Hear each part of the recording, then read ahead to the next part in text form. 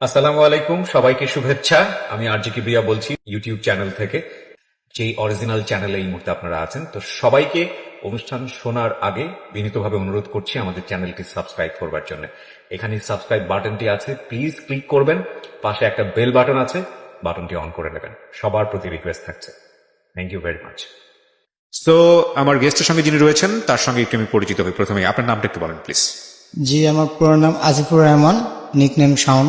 আসিফুর রহমান শাওন। শাওন। বয়স কত আপনার? জি, আমার বয়স এখন 29 চলতেছে। 29 চলছে। আপনার যেখান থেকে বলার আছে আপনি বলুন প্লিজ। আসলে কিবরিয়া ভাই, আমি শুরু করতে যেতে আমার ছোটবেলা থেকে যতটুকু আমার মনে আছে, জি আমার ছোটবেলাটা কাটে খুবই ভালো।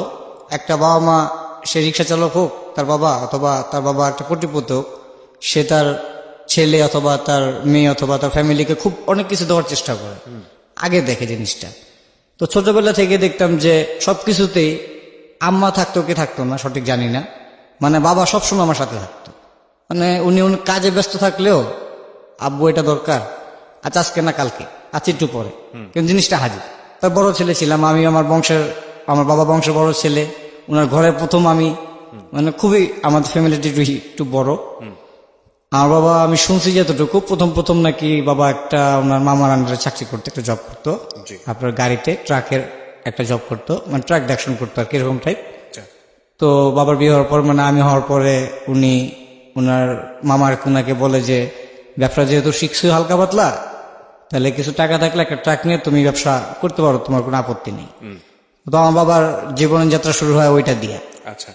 তো আমার দাদা আবার খুব একটা নামি দামি ব্যক্তি ছিলেন আমাদের এলাকায়, ওই হিসাবে আমার বাবাকে সিএমবিতে, সিএমবি বলতে গেলে যেটাকে কালকে আমি বলছিলাম যে রোডস এন্ড হাইওয়ে ডেভেলপমেন্ট, যে যারা কাজ করে, তো আমাদের মুন্সিগঞ্জ জেলা, শুনতাম যে আবু এখানে কন্ট্রাক্টরি করে।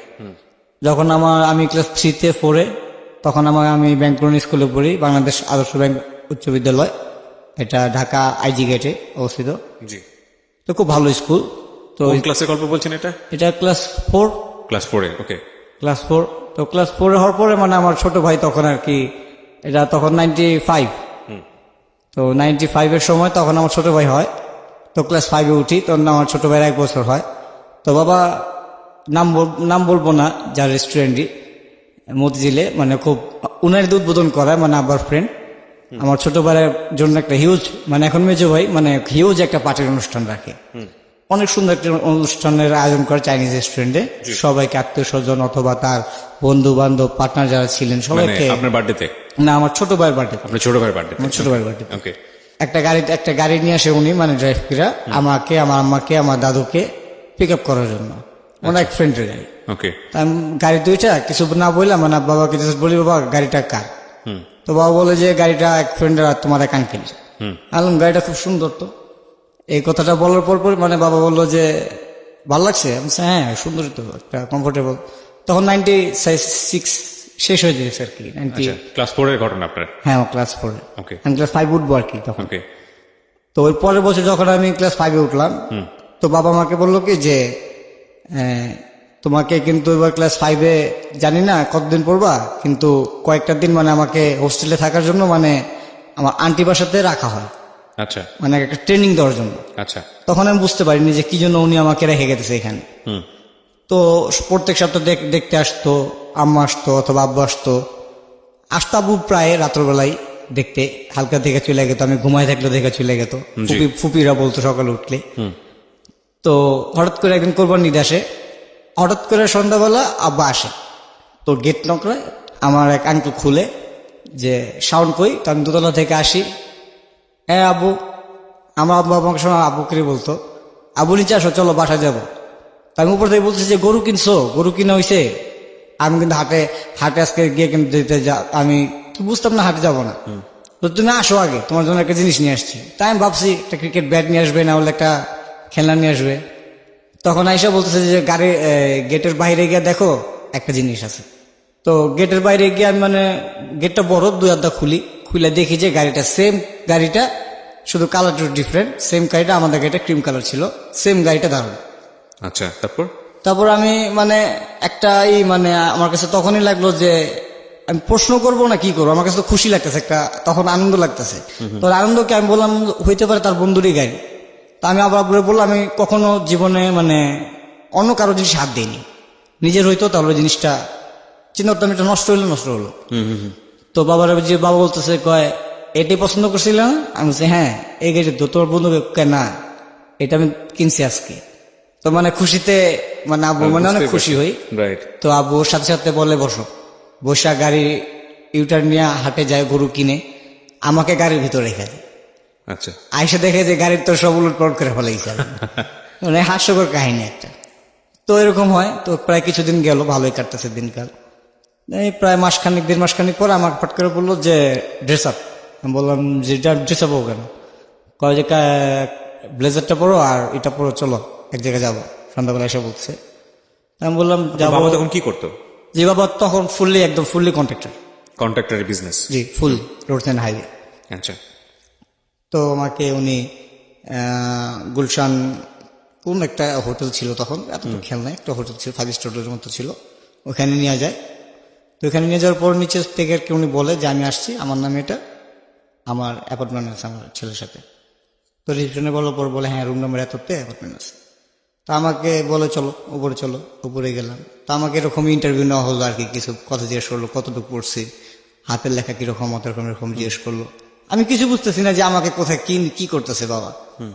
তো বলার পরে বের হওয়ার পরে আমি বললাম যে বাবা এখানে আসছি, তোমাকে একটা জায়গায় ভর্তি করলাম। আমি আবার এরকম কেন, আমি কি আর দুষ্টামি করবো না? খুব দুষ্টামি করতো, আর দুষ্টামি করবো না। কয় না এবার ঘুরতে যাবো একটু বাইরে, সেজন্য এখানে আসছি। আমি কোথাও হইতে পারে এপ্রিলে হবে, 15 দিনের মাথায় আমার ফুল ফ্যামিলি, আমার এক কাকা, আমার ছোট ভাই, আম্মু আর বাবা আর আমি। এটা 2000 এপ্রিলে 2000 এপ্রিলে গেলাম। তো তখন হোস্টেলে গ্যাপ পেমেন্ট করতেছে আমাকে একজন ফরেনার, লাইক ফরেনারই ছিল, স্যার ডেভিড জিজ্ঞেস করতেছে, মানে ইংলিশে জিজ্ঞেস করতে না, বাট আমি তখন ইংলিশে বলতে পারতাম না, কথা বলতে পারতাম না। তা আমাকে বলতেছে ঠিক আছে অসুবিধা নেই, শিখবো আস্তে আস্তে। সাথে একটা বাঙালি লোক ছিল। তাই আমি বললাম ওকে। তো ইন্টারভিউতে বের হয়, তা বাবা দার্জিলিং সব ঘুরে এলো, টাইগার হিল ঘুরে এলো।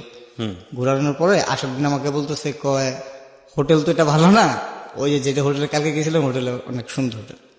তো গেলাম, আমাকে ভাবছি যে এটাও হোটেল দিতে পারে, বেড আছে। তা আমি সন্ধ্যাবেলা মানে আমাকে বললো যে তুমি এখানে থাকো, আমি নিচে থেকে আসতেছি। তো ওই যে বাবা গেছে সন্ধ্যাবেলা, আমার বাবা তো আসে না। মানে আপনাকে হোস্টেলে ভর্তি করে দিয়েছে? ভর্তি অলরেডি করে দিয়েছে, মানে রেখে যে আসছে, মানে আমি আর বলতে পারতেছি না। মানে সন্ধ্যাবেলা আমি এক সিস্টার, মানে তো ওখানে সিস্টার বলা হয় যারা আমাদের কাপড় টাপড় দিয়ে দেয়। আমি বললাম যে এক্সকিউজ মি, এখানে আমার বাবা আসতেছে না। তো উনি বাংলা না বুঝে উনি বলতেছে 1 মিনিট, আমি কাউকে রেখেই দিয়েছি। পরে একজন বাংলা টিচার আসলো, স্যানিটার নিচে আসলো। নিচে আসার পর বলতেছে কি হয়েছে বলো। আমি বললাম যে বাবা কোথায়, আম্মু কোথায়, কাকা কোথায়? বললো যে তুমি তো এখন হোস্টেল, উনি তো চলে গেছে। আলটিমেটলি হচ্ছে আপনাকে ইন্ডিয়াতে দার্জিলিং এ পড়তে দিল, তাই কি? তখন কোন ক্লাস ছিলেন আপনি? ওই ক্লাস 5 নিয়ে ভর্তি, ক্লাস 5 নিয়ে ভর্তি করে দিল। একটা জিনিস খেয়াল করবেন যে ওদের ফ্যামিলি কন্ডিশনটা সুপার রিচ কন্ডিশন। সেই সময় গাড়ি, মোটামুটি বাড়ির একটা ভালো ফ্যাসিলিটি, এবং ছেলেকে সে দেশের বাইরে পড়াচ্ছে, বড় ছেলেকে। এবং বুঝতেই পারছেন যে স্বাবলম্বী, অর্থনৈতিকভাবে মোটটা খুবই ভালো সচ্ছল একটা পরিবার। হ্যাঁ বলো। তারপর তখন আমি মানে খুব খারাপ লাগতেছে, স্বাভাবিক, খুব কষ্ট লাগতেছে, খুব কান্না পাইতেছে। তো আপনি জানতেন না আপনাকে দেশের বাইরে? আমি জানতাম না। তো খুব কান্না পাইতেছে, কান্নার চোটে রাত্রে আমার এক ফ্রেন্ড আসলো, ও এখন মনে ইউটিউবে বলছে না, ও শুনতেছে। ও এখন আপাতত বাংলাদেশে আছে, বাকি সব বাইরে চলে গেছে। তো আসছে, ও বলতেছে যে কি হয়েছে, কারণ তো কেন? তো লোকের আমার সাথে দেখা হলো গুলশান। আমি বলছি হ্যাঁ, তোকে তো চিনছি, তুই আমাদের বাসায় গেছিলি। হ্যাঁ তোর বাবা আমার বাবা বন্ধু। আমি বলছো তোর বাবার মাধ্যমে মনে হয় জানতে পারছে। ও বলতেছে হ্যাঁ রে এরকম হইতে পারে। আমি বললাম এটা কি হোস্টেল, এখানে স্কুল, এখানে খুব সুন্দর, তুই দেখবি কালকে সকালে, কান্নাকাটি করিস না, দেখবি কালকে সকালে তোর বাবা আসবেই। তা আমি বললাম যে না, বাবা তো রেখে গেছে, বাবা তো আসবো না। মানে একদম মনে তো ভয় লেগে গেছে, আমার কিছু ভালো লাগতেছে না। তা আমাকে সান্ত্বনাতে রাত্রে ঘুম পাড়ায়, আমি ঘুমাই। সকালে ঠিকই দেখি যে আব্বু আসছে, আম্মু আসছে। তো বাবাকে ধরে, আম্মুকে ধরে চিখের, মানে মাকে তো পারি না আর কি। মা এসে বলতেছে তোমার থাকতে হবে, আর আব্বু বলতেছে যে উনিও মুশকিলে পড়ে গেছে যে রেখা যাবো। রেখে যাবো মানে এরকম ভাব বলতেছে আর কি। তখন আমার কাকাও বলছে যে ভাই না নিয়ে চলেন, রাইখেন না, কষ্ট পাবেন শুধু শুধু। তো বললো যে না থাক, দেখুক কি হয়, কারণ আমিও জীবনে দেখা গেছে যে একা সবকিছু হাতে করে নিছি। তো উনি সবকিছু করলো, আমাকে সেদিন আর কি খুব বুঝ দিল, বললো যে বাবা থাকো না, যদি একটা মাস থাকো, যদি ভালো না লাগে আমি নিয়ে যাবো তোমার। তা আমি বাবার কথা বিশ্বাস করলি, এটা বাবার বললেই হবে ফোন করে নিয়ে যাও। তো মার্কেট গেলাম, কি লাগবে কিনো, তখন আর কি কিনবো, আর একটা খেলনাই পছন্দ হবে, না একটা বল পছন্দ হবে। তখন বাবা ঘড়ির দোকানে ঢুকা হাতে ঘড়ি বলতেছে এটা পছন্দ, এটা পছন্দ, এটা পছন্দ, না এটা পড়ো। হ্যাঁ, একটা ভিডিও গেম কিনে দিল, একটা স্কেটিং কিনে দিল। কিনে দেওয়ার পর হোস্টেলে রেখে আসলো। আবার হোস্টেলে রাখার পরে আমাকে একটা কথা বললো যে রেখে গেলাম, আমি একটা মাস পর আসবো, কিন্তু তুমি এখানে কোনো ভয় পাবা না, মানে কোনো ভয়ের কিছু নেই। তো একটা স্যার ছিল, স্যার এসে বললো যে এখানে ভয় পাবা না, এখানে আমরা সবাই আছি। তো এখানে থাকলাম, এই থাকতে থাকতে 1 বছর কাটলো। 1 বছর 9 মাসে আমাদের এখানে যেমন 11 মাসে একটা সেশন শেষ হয় স্কুলের, ওইখানে 9 মাসে মানে 9 মাসে একটা সেশন শেষ। তো বাবা 9 মাসের ভিতর কমসে কম তো 10-12 বার আসছি, 5 দিনের জন্য 3 দিনের জন্য আইসা দেখা সাক্ষাৎ করে আবার সিনেমা যেত, এরকম হইতো। তো আমার নাকে সাইন্সের সমস্যা দিল বা দিকে হারে। তো বাবা ওইটা ফলো করে বললো যে না, ওকে এখন এত ঠান্ডাতে রাখা যাবে না। তো নিচে নিয়ে আসলো শিলিগুড়িতে স্কুলটার নাম বললেও হয়, এটা স্কুলটার নাম লিঙ্কন হাই স্কুল। আচ্ছা, এটা খুবই বড় একটা স্কুল, এখানে হর্স রাইডিং আছে, সুইমিং পুল আছে, মানে বিশাল বড় একটা এরিয়া। ওই স্কুলটা দেখে আমারও তখন মানে মনে গেল যে না, এই স্কুলটা তো সুন্দরই লাগছে, একটা হোস্টেলে কাটাইছে, এখানে তো আরো সুন্দর, মাঠ আছে 2টা বড় বড় বাস্কেটবল গ্রাউন্ড, আরো সুন্দর। তো বাবা বললাম বাবা এটাতে, তো বাবা বলতেছে কয় এটাতে, আমি ওটা খোঁজ পাইছি ওই সেন্ট পলসে, মানে তখন সেন্ট পলস তো একটা নাম করে স্কুল, আর এখানে পেমেন্টও খুব বেশি। তো আমাকে বললো যে সেন্ট পলসের কথা, তখন আমি বললাম যে না না না, সেন্ট পলসে তো ভুলেও না, স্ট্রিক্ট রুলস, এত রুলস ফলো করতে পারবো না আমি। তো বাবা আমার কথা রাখতো, তো আমি বললো যে এখানেই পড়তো, আমি বললাম যে এখানেই পড়বো। তো এখানে রেখে গেল 2001। আচ্ছা, তো পেমেন্ট করে বললো যে মার্চের 5 তারিখ থেকে স্কুল শুরু। তো আমাকে ওইখান থেকে আনার পরে জানুয়ারি মাসে আইনে ভরলো, বাংলাদেশে আসলাম। আসার পরে বলতেছে যাওয়ার 5 দিন আগে, মানে সবকিছু গুছিতেছে, আমার ব্যাগটা গুছিতেছে। তো আমাকে বলতেছে কি লাগবে বলো, তো কি লাগবে বলো বলছে। তো আমি বলছি কি আর লাগবে, কিছুই লাগবে না, চলো ওখান থেকে কিছু কিনবো না রাস্তা থেকে কিছু কিনবো না। তো স্টেডিয়াম আসতে আসতে, মানে এখন যেটা আমার মনে ভাষণ স্টেডিয়াম আসতে আসতে, তখন আমি বাবাকে বললাম যে বাবা তুমি তো মোবাইল টোবাইল ভাইঙ্গা ফারলাও, এই কতদিন ধরে এত মোবাইল ঘরের ভিতর, আমাকে একটা মোবাইল কিনে দাও। বলছে মোবাইল লাগবে, আমি বলছি হ্যাঁ। গাড়িটা ব্রেক করে, আমার ড্রাইভার আর আমাদের কাকাই হয়, তো উনি ব্রেক করে, তো স্টেডিয়ামে যাই। স্টেডিয়ামে গিয়া বাবা একটা বলে যে কোন সিটটা পছন্দ দেখো। তো আমি একটা সেট খুব ব্লু সিমেন্সের একটা 75 পছন্দ হলো আর কি, চোখে পছন্দ। আমার বাবা এটা পছন্দ হয়েছে, লোকটা বলছে এটা নতুন আসছে, পিছনে ক্যামেরাও আছে, আছে, ভালো সাউন্ড। তো বললাম যে এটা পছন্দ, কয় তাহলে নাও। তো বললো কিভাবে কি। তো বাবা বললাম তো শিখে যাব। তো ওই লোকটা আর কি তাকায় রয়েছে, মানে এভাবে আমার দিকে, যে বাচ্চা একটা ছেলে, আমার হাইট অনুযায়ী বলতেছে বাচ্চা একটা ছেলে, আরো শর্ট ছিলাম, হাইট অনুযায়ী বলতেছে বাচ্চা একটা ছেলে মোবাইল কিনে দিয়েছে। তখন আব্বুকে বললো যে বাবু মোবাইলটা কিনে দিয়েছেন, ও তো হারাটারে ফেলবো, আপনি মোবাইলটার প্রাইস জানেন? বলছে কি আপনাকে জিজ্ঞেস করছেন প্রাইসের কথা, পছন্দ তো হয়েছে। তো আমি বললাম যে কম হইলে কম নেই, অসুবিধা কি। তা বলছে তোমার পছন্দ হয়েছে? হ্যাঁ বাবা পছন্দ হয়েছে। তো নাও তুমি। তো নিলাম। তো সেটার বিল বানানোর সময় তখন আমি তার সাথে বসা, তখন তো বুঝি না যে কত টাকা কিভাবে দিতেছে। বিল হলো প্রায় আপনার কত 11,300 টাকার মতো, তখন একটা সেট কিনে দিল। আচ্ছা। সেট সেলফোন হ্যাঁ, কত সালের দিকে এটা? 2001-এ। 2001-এ 11,000 টাকার সেলফোন, মানে অনেক দামি ফোন, হ্যাঁ। নিঃসন্দেহে অনেক দামি ফোন। হ্যাঁ। তারপর স্কুলে ঢুকার পরে সিনিয়র ব্রাদাররা বলতেছে যে এটা তো হাইড করে রাখতে হবে, মোবাইলটা কিন্তু স্যারদের সাথে শো করা যাবে না। ঠিক আছে, অসুবিধা নেই। ওইখানে বেশ ভালো কয়েকদিন কাটলাম। 7 উঠলাম 2003-তে।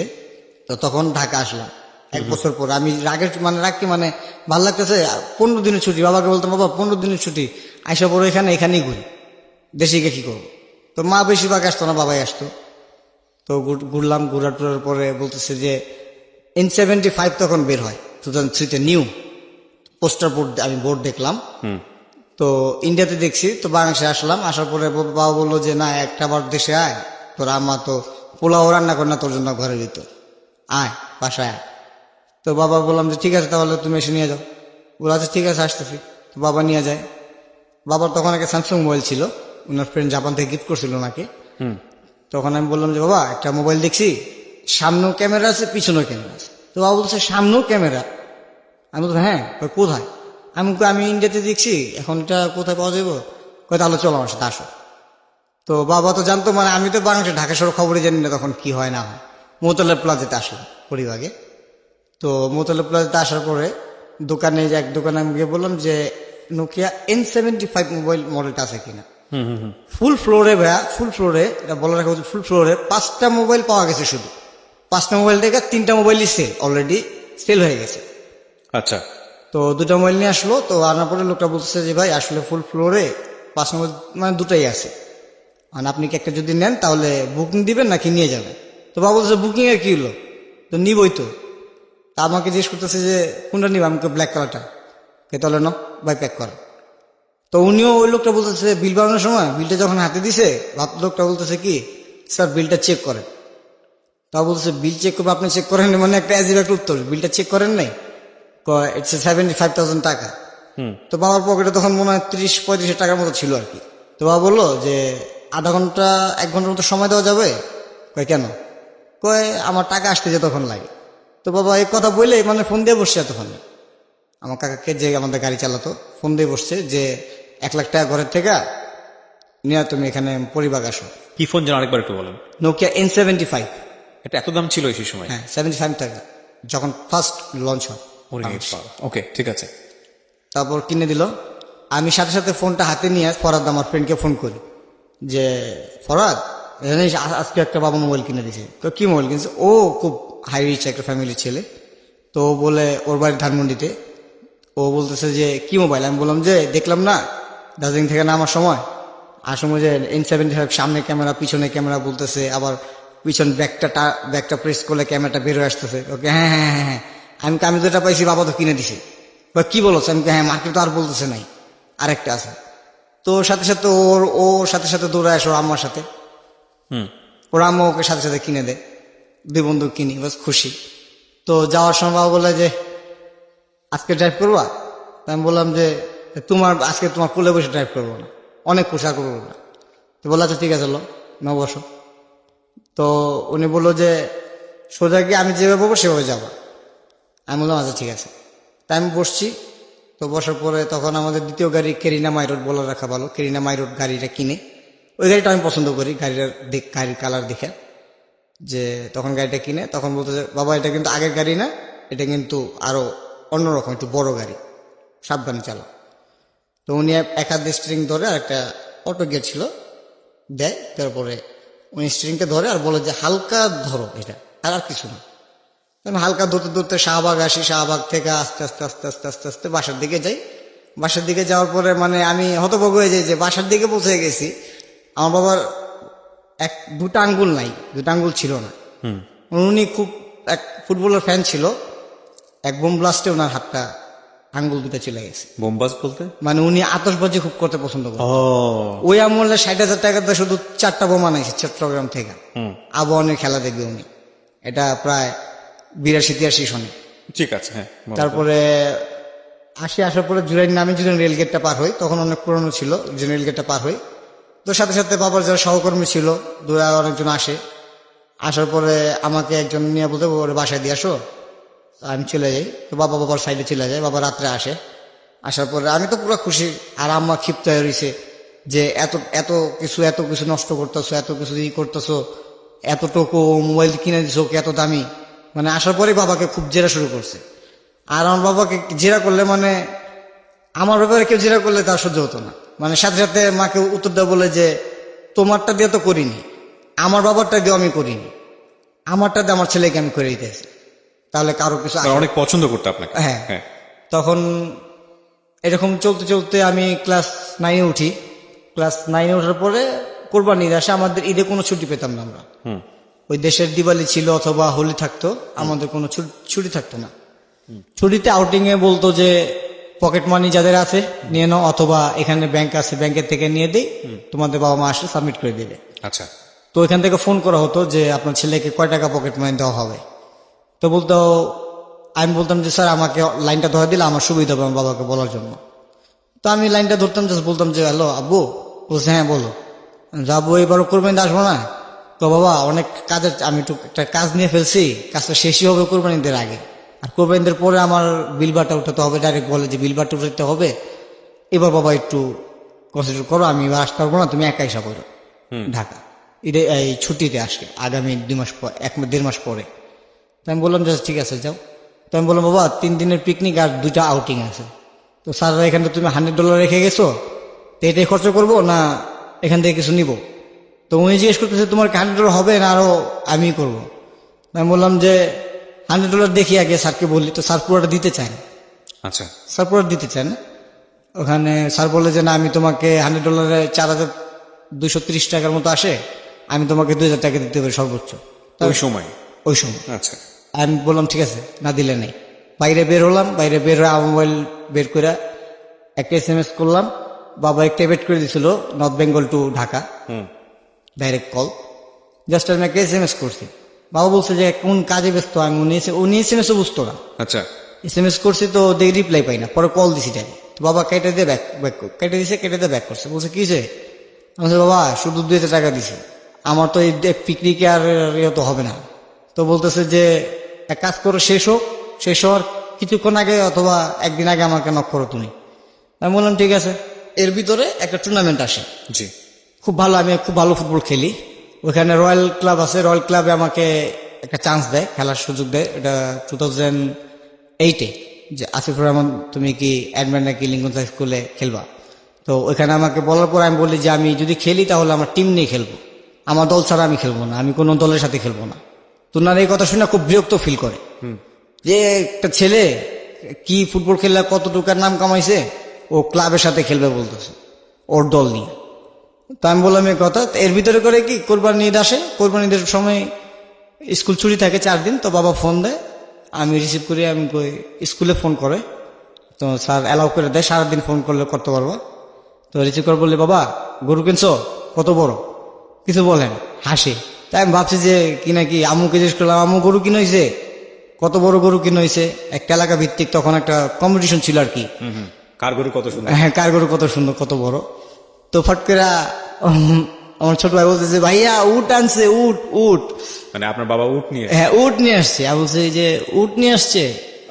ফ্যামিলির কন্ডিশনটা বোঝার চেষ্টা করবেন প্রিয় শ্রোতা। আমরা আজকে যে গল্পটা প্রচার করছি এটা ওর শৈশবে, ওর হেভেনলি চাইল্ডহুড আমরা যদি বলি, প্রতি মুহূর্তে বাবার কাছ থেকে মানে না চাইতেই পাওয়া, না চাইতেই full of support, full of love, full of surprise. অসাধারণ একটা শৈশব নিঃসন্দেহে। যে তারপর আমি খুব রাগ করে ফোনের রিসিভারটা রেখে দেই যে আমি আর কথা বলবো না। পরে অনেকবার কল করে স্যার আমাকে বলতেই থাকে যে তোমার বাবা ফোন দিয়েছে, ফোনটা তো ধরো, কথা তো বলো। আমি ফোন আর ধরি না। পরে আমার মোবাইলে ব্যাক করে আমি বলছি, আমি খুব রাগ করছি, তুমি কিন্তু রিকোয়েস্ট করলে আমাকে 4 দিনের জন্য ছাড়তো, তুমি মুট কোরবানি দিছো। আমি পরে বাবা বললো যে যা, এর পরের বার আসলে ওটা আবার কিনবো দরকার পড়লে, কিন্তু চিন্তা করো না, তুমি এখন কি অবস্থা বলো। আমি তুমি আসো আমার সাথে দেখা করতে, আমি জানি না। তো বাবা ওইটা শুনে মানে আমার মা ভাই সবাইকে নিয়ে আসে আবার আমাকে দেখতে। তো তখন আমরা কলকাতা ঘুরি, স্যারের থেকে ছুটি নেওয়া হয়, কলকাতা ঘুরা আমাকে ডাইরেক্ট ফোন করে। বাবার সেল নাম্বার তো অটোমেটিক ওনাদের কাছে থাকে, গার্জেনের সেল নাম্বার। ফোন করে বললে যে আসিফুর রহমানকে নিয়ে আপনি স্কুলে তাড়াতাড়ি রিপোর্ট করেন। তো বাবা ভাবে যে, প্রথম বুঝে উঠতে পারে না যে কেন রাখতেছে আমার ছেলেকে, কিছু করে আসছে নাকি, কিছু করছে নাকি, কারণ অনেক চঞ্চল ছিলাম, কিছু করছে নাকি, কারো কিছু ভাঙা ফেলছে নাকি। ছোটবেলা থেকে গাড়ি চালাতে গেলে রিক্সা লাগে মেরে দিতাম, জি, এরকম আর কি, কিছু করে ফেলছে নাকি। আসার পরে আমি ফোনটা রিসিভ করি, স্যার ফ্রেন্ড ছিল, স্যার বললাম ইয়েস স্যার। স্যার বলতেছে যে Asifur Rahman, your team has selected for the rolling trophy for Royal Club. বাহ। আমি শোনার পর তাজ্জব যে sir what you're saying that, আপনার স্যার সেড দ্যাট ওকে, তো দ্রুত সম্ভব তুমি আসো, just leave and run, but he is saying that. তো বলতেছে যে বাবাকে বললাম বাবা আমার তো তাড়াতাড়ি স্কুলে পৌঁছাতে হবে, আমার দল একটা ক্লাবের সাথে খেলবে। তো বাবা বলে তুই কি ফুটবল খেলিস? আমি বলি হ্যাঁ, তুমি জানো না? সত্যি? আমি কই সত্যি। তো বলছে বাবা আসছে, আমাকে নিয়ে সাথে সাথে ওই দিনই মানে মাকে ওইখানে আমার আঙ্কেলরা থাকে, ওনাদের নিজস্ব বাড়ি করা আছে, তো মাকে রেখে ওখানে একটা বলবো বাসের গাড়ি টিকিট কেটে ওই রাত্রি বাবা আর আমাকে এনে রওনা দেয়। তারপর পরে মানে যেখানে স্টপেজে নামি, জংশন স্টেশনে নামি, নামার পরে তুমি সাথে সাথে রিক্সা নিয়ে হোটেলে আসে, হোটেলে রেখে লাগেজ রেখে আমি বললাম বাবা গাড়ি নিয়ে নেই, তাড়াতাড়ি স্কুলে চলে যাই। দাঁড়াও, তোমার বুট কিনতে হবে, তোমার কত কিছু কিনতে হবে। বাবা বুট টুট তো আছে। তো বলতেছে না তুমি আসো। তো উনি নাইকির শোরুমে নিয়ে যায় আমাকে, আমার প্রথম মনে আর কি জীবনে সর্বপ্রথম একটা নাইকির শোরুম, অরিজিনাল নাইকির শোরুম। কোন ক্লাসে পড়েন তখন আপনি? তখন আমি ক্লাস 9। ক্লাস 9-এ থাকা অবস্থায় আপনি অরিজিনালি নাইকের শু পরেন? জি অবশ্যই। আমি এখানে একটা কথা বলে রাখি প্রিয় শ্রোতা, আপনি জাস্ট একটু উদাহরণ দিলেই বুঝতে পারবেন। নাইকি এবং আদিদাস এটা হচ্ছে সারা দুনিয়ার মোস্ট এক্সপেন্সিভ স্পোর্টস ব্র্যান্ড। আমি নিজেও এখনো নাইকের শু পরিনি, অরিজিনাল নাইকের শু পরিনি, আদিদাসের পরিনি। আমি বলছি না যে এফোর্ড করতে পারবো না, হয়তো এফোর্ড করতে পারবো, কিন্তু ফ্লেক্সিবিলিটির একটা ব্যাপার থাকে। যেখানেও ক্লাস 9-এ থাকা অবস্থায় নাইকি শু পড়ছে, সো বুঝতেই পাচ্ছেন যে ওদের ফ্যামিলি কন্ডিশন কতটা ভালো। হ্যাঁ, ভালো বলতে মানে ভালো ছিল, আমি যেটা বোঝাচ্ছি। হ্যাঁ বলেন। তারপরে উনি আমাকে বলতেছে যে এখান থেকে যা যা সামগ্রী মানে যা যা সিঙ্গার্ড অথবা, উনি তো সব বুঝে, উনি তো ফুটবলের পাগল। তো উনি বলতেছে যা যা দরকার তোমার অ্যাঙ্কলেট থেকে নিয়ে তোমার একদম রিস্টব্যান্ড পর্যন্ত যা দরকার বাবা তুমি তা নাও। তখন তো ফুর্তিতে মানে আরো মানে ভিতরে একটা আমেজ আসলো যে বাবা সাপোর্ট করতেছে খেলার জন্য, যে খেলার জন্য আমি কোনোদিন স্কুলে মানে 60ও হয়নি নাম্বার, মানে কোনো পরীক্ষাতে ওই 51 to 59 মানে মাঝামাঝি ছিলাম স্টুডেন্ট। ট্রুলি এটা মাঝামাঝি ছিলাম, কোনো ইনা উপরেও যাইনি নিচেও যাইনি। এই খেলাটা বেশি মনোযোগী ছিল আমার প্রতি। তো বাবা বলতেছে যে বাবা দেখতেছি বাবা বুট পছন্দ করতেছে, মানে বুটের এরিয়াতে আছে। তা আমি সিঙ্গার্ড নেই, সক্স কিনি, একটা জার্সি প্যান্ট কিনি, নাইকিরি সব ফুল হোয়াইট কিনি। কেনার পরে আমি একটা বুট পছন্দ করি ব্ল্যাক কালার। তো ব্ল্যাক কালারটা কেনার পর আমি একটা রেট দেখি 1800 রুপিস, বাংলাদেশি টাকা 3000 টাকার কাছাকাছি, 800 রুপিস। তো আমি ওখানে নিয়ে বললাম যে আব্বু ডাক দিছি। তো আব্বু আসছে, আমি বলছি আব্বু ওই যে এই বুটটা খুব সুন্দর, দেখো তো ব্ল্যাক কালার। তো বাবা বলছে যে তোর শুধু কালোই পছন্দ হয়, গাড়ি কালো কালার পছন্দ হয়, তোর সবই কালো কালার পছন্দ হয়। তাই আমি বললাম সব তো তুমি কিনে দাও, একটা তো আমার পছন্দ কিনে দিবা। তো উনি বলতেছে যে আচ্ছা ঠিক আছে। তো উনি পিছন থেকে এভাবে হাতটা বের করে, আমার এখনো খেল আছে, হাতটা বের করে ভাই মানে উনি শুটা এভাবে দেখায়, মানে এটা কল্পনার বাইরে। দুইটা বুট মানে এক জোড়া বুট নাইকির, উপরে ফুললি রেড, নিচে অরেঞ্জ, আর স্পাইক গুলো ছিল ব্লেড। আমি পছন্দ করছি গোল, শুধু গোল এগুলা, উনি ব্লেড সিস্টেমের সেটা ছিল, উনি নিয়ে আসছে। উনি তো নিজেও ফুটবলের ফ্যান ছিল, খুবই ফ্যান ছিল, বললাম না 82 সনে 60,000 টাকাতে 3টা বোম আনছে শুধু চট্টগ্রাম থেকে নিজে, এবং সেটা যেন দুইটা আঙ্গুল মানে আমাকে এরকম বলছে যে যদি বাবা আমি ছেড়ে দিতাম জানো আমার সাথে সাথে আরো 50 জনের মতো লোক মারা গেত, আমি ছাড়ি নেই যে আমার জান চলে যাক, 50 জন তো বাঁচবে। এরকম বাবা হাতটা বের করে ওই টেবিলের উপর রাখে, বলতেছে যে এটা কেমন। আমি বলতেছি এটাও ভালো। তো এটাও ভালো, আমি পরে বলতেছে তাহলে এটাও নিয়ে নাও। বাবা এত আমার তো এখানে 4-5 জোর বুট হয়ে গেছে, আবার 2টা নতুন, কয়টা ফাইনাল যদি উঠো ফাইনালে, আমি জানি ফাইনালে উঠবে, আমি বলে দিলাম তুমি ফাইনালে খেলবে এটা করে। তা আমি তো আমার জার্সির দাম, আমার স্টকিংসের দাম, আমার লেগ গার্ডের দাম সবই তো আমার জানা আছে, আমি ট্যাগ দেখে নিছি। আমার একটা রিজনেবল প্রাইস ছিল, আমার একটা নিজস্বই ছিল, অত ভিতর থাকবে। তো নিচি নেওয়ার পরে আমার বিল হয় আমার একটা জার্সি, একটা সিঙ্গার্ড, একটা জাস্ট একটা রিসলেট, এটার বিল আপনার প্রায় ইন্ডিয়ান কারেন্সি 1230 টাকার মতো, ভালোই আর কি, অনেক দামি নাইকিরি। তো আমি এটা রাখলাম টেবিলে, তো বাবা এটাও টেবিলে রাখলাম। তা আমি বললাম, বাবা বলছে এটা কিন্তু ব্লেড, আর শুনো এটা খেলার সময় কিন্তু তোমাকে আমি পরে বলতেছি, আচ্ছা আগে বিলটা হোক। তো আমি বলতেছে যে স্যার আপনার বিল হয়েছে আমার 1200 বাদ দিয়ে, মানে শুধু বুটের বিলটা প্রথম, উনি ভাবছে যে আলাদা আলাদা, আমরা আর কি যে লোকটা দিতেছিল উনি ভাবছে আমরা আলাদা আলাদা, কারণ জিনিস দুই সাইডে। তো উনি প্রথম আর কি বুটের বিলটা মানে আমার বাবাকে জিজ্ঞেস করছে যে স্যার আপনার বিলটা, ওকে হ্যাঁ বলেন, 5600 রুপিস। মানে আমি অ্যাডমায়ার যে 5600 রুপিস মানে 5,500 ইন্ডিয়ান কারেন্সি, বাংলাদেশি টাকা তো প্রায় তুমি $100 কাছাকাছি একটা বুটি হয়ে জায়গা তুমি কিনে দিচ্ছ তোমার আঁকি। তো আমি বললাম যদি এত দাম তো দরকার নেই আব্বু, এত দাম তো দরকার নেই, এটা কিনি। পরে আব্বু বললো যে আরে কি নেও না, মানে উনি খুবই ছিল তো, শৌখিনতা ছিল তো, তুমি নেও। পরে আমি নিছি। পরে আসি, স্কুলে আসার পর সবাই মানে বলে যে তোর বাবা মানে তোর একটু এক্সট্রাই বেশি ভালোবাসে। তো আমি বললাম যারা এক্সট্রা ভালোবাসে আসলে তো অনেক সময় ভয়ও করে, বাবার যে রাগ আর যে একটা এরকম করে আমার তো অনেক সময় ভয়ও করে। বলতো যে আচ্ছা ঠিক আছে তোর বাবা অনেক ভালো আছে, বুটটা কিনছিস ভালো। তো বাবা খুব ক্রেজি বলে যে কয়দিন পর খেলা স্যারকে যে স্যার বলে স্যার এই আমাদের ওরা প্র্যাকটিস করবে 1 সপ্তাহ, 8 দিন 9 দিনের মাথায় খেলা, সানডেতে হলিডের দিনে খেলা ফালা বলে সানডেতে খেলা। তো তখন কি করে আব্বু আম্মুকে বলে ফোন করে কলকাতাতে যে তুমি যদি আসতে চাও তো আসো, ও আমার বোন, হ্যাঁ যে তুমি যদি আসতে চাও আসো শিলিগুড়িতে, আর যদি না আসো তাহলে থাকো এখানে ঘুরো, মানে আমার আন্টিদের সাথে, আব্বুর বন্ধুর ওয়াইফের সাথে ঘুরো, ওইখানে ঘুরো, আমি এখানে থাকি, দার্জিলিং ঘুরে ওর কেনিয়া, আর ওর খেলা আছে একটা টুর্নামেন্টে খেলা আছে। তো মা আবার এটা পছন্দ, খুবই একদম পছন্দ করতো না, একদম দেখতে পারতো না, মানে টাকা নষ্ট উনি দেখতে পারতো না। তো ফট করে আব্বা একটা ফোন আসে, আবার ফোনটাও রোমিং ছিল, ফোন আসে যে আপনার ইমিডিয়েটলি আসতে হবে। তো বাবা আমাকে রাত্রেবেলা বলে, মানে খেলার 3 দিন আগে আমাকে বলে যে তুমি এক কাজ করো বাবা, হোস্টেলে চলে যাও। আমি কেন বাবা? পরে বলতেছে যে আমার ঢাকা পৌঁছাতে হবে দ্রুত, আমার 2টা কাগজ আটকে রয়েছে, মানে 2টা কাজ আর কি, 2টা কাগজ আটকে রয়েছে, 2টা কাগজ তো বের করতে হবে। পরে বললাম যে বের করতে হবে বাবা, বের না করে থাকো না। তখন খুব মানে কষ্ট না, মানে এখন ভাবি ওইটা কষ্ট ছিল না। তখন বাবা বলে যে ওই 2টা কাগজ যদি না ওঠাই তাহলে সে আগামীতে তুমি যদি ম্যাট্রিকে কিছু পাশ করো আমি তোমার নিজস্বভাবে তোমাকে গাড়ি কিনে দিব না, ঠিক আছে, এই দুইটা কাগজের জন্য, মানে ডাইরেক্ট বলে উনি আমাকে। আমি বুঝছি এত ইম্পর্টেন্ট, আমি বুঝছি, আমি বুঝো কিন্তু ক্লাস ম্যাট্রিক যদি পাশ করি আর গাড়ি কিন্তু কিনে দিতেই হবে, ওটা না পার্সোনাল থাকবে। তো উনি বলে যে তুমি নিশ্চিন্তে থাকো, আমি তোমাকে কিনে দেবো, তুমি চিন্তা করো না। তো ফট করে খেলা শুরু হয়।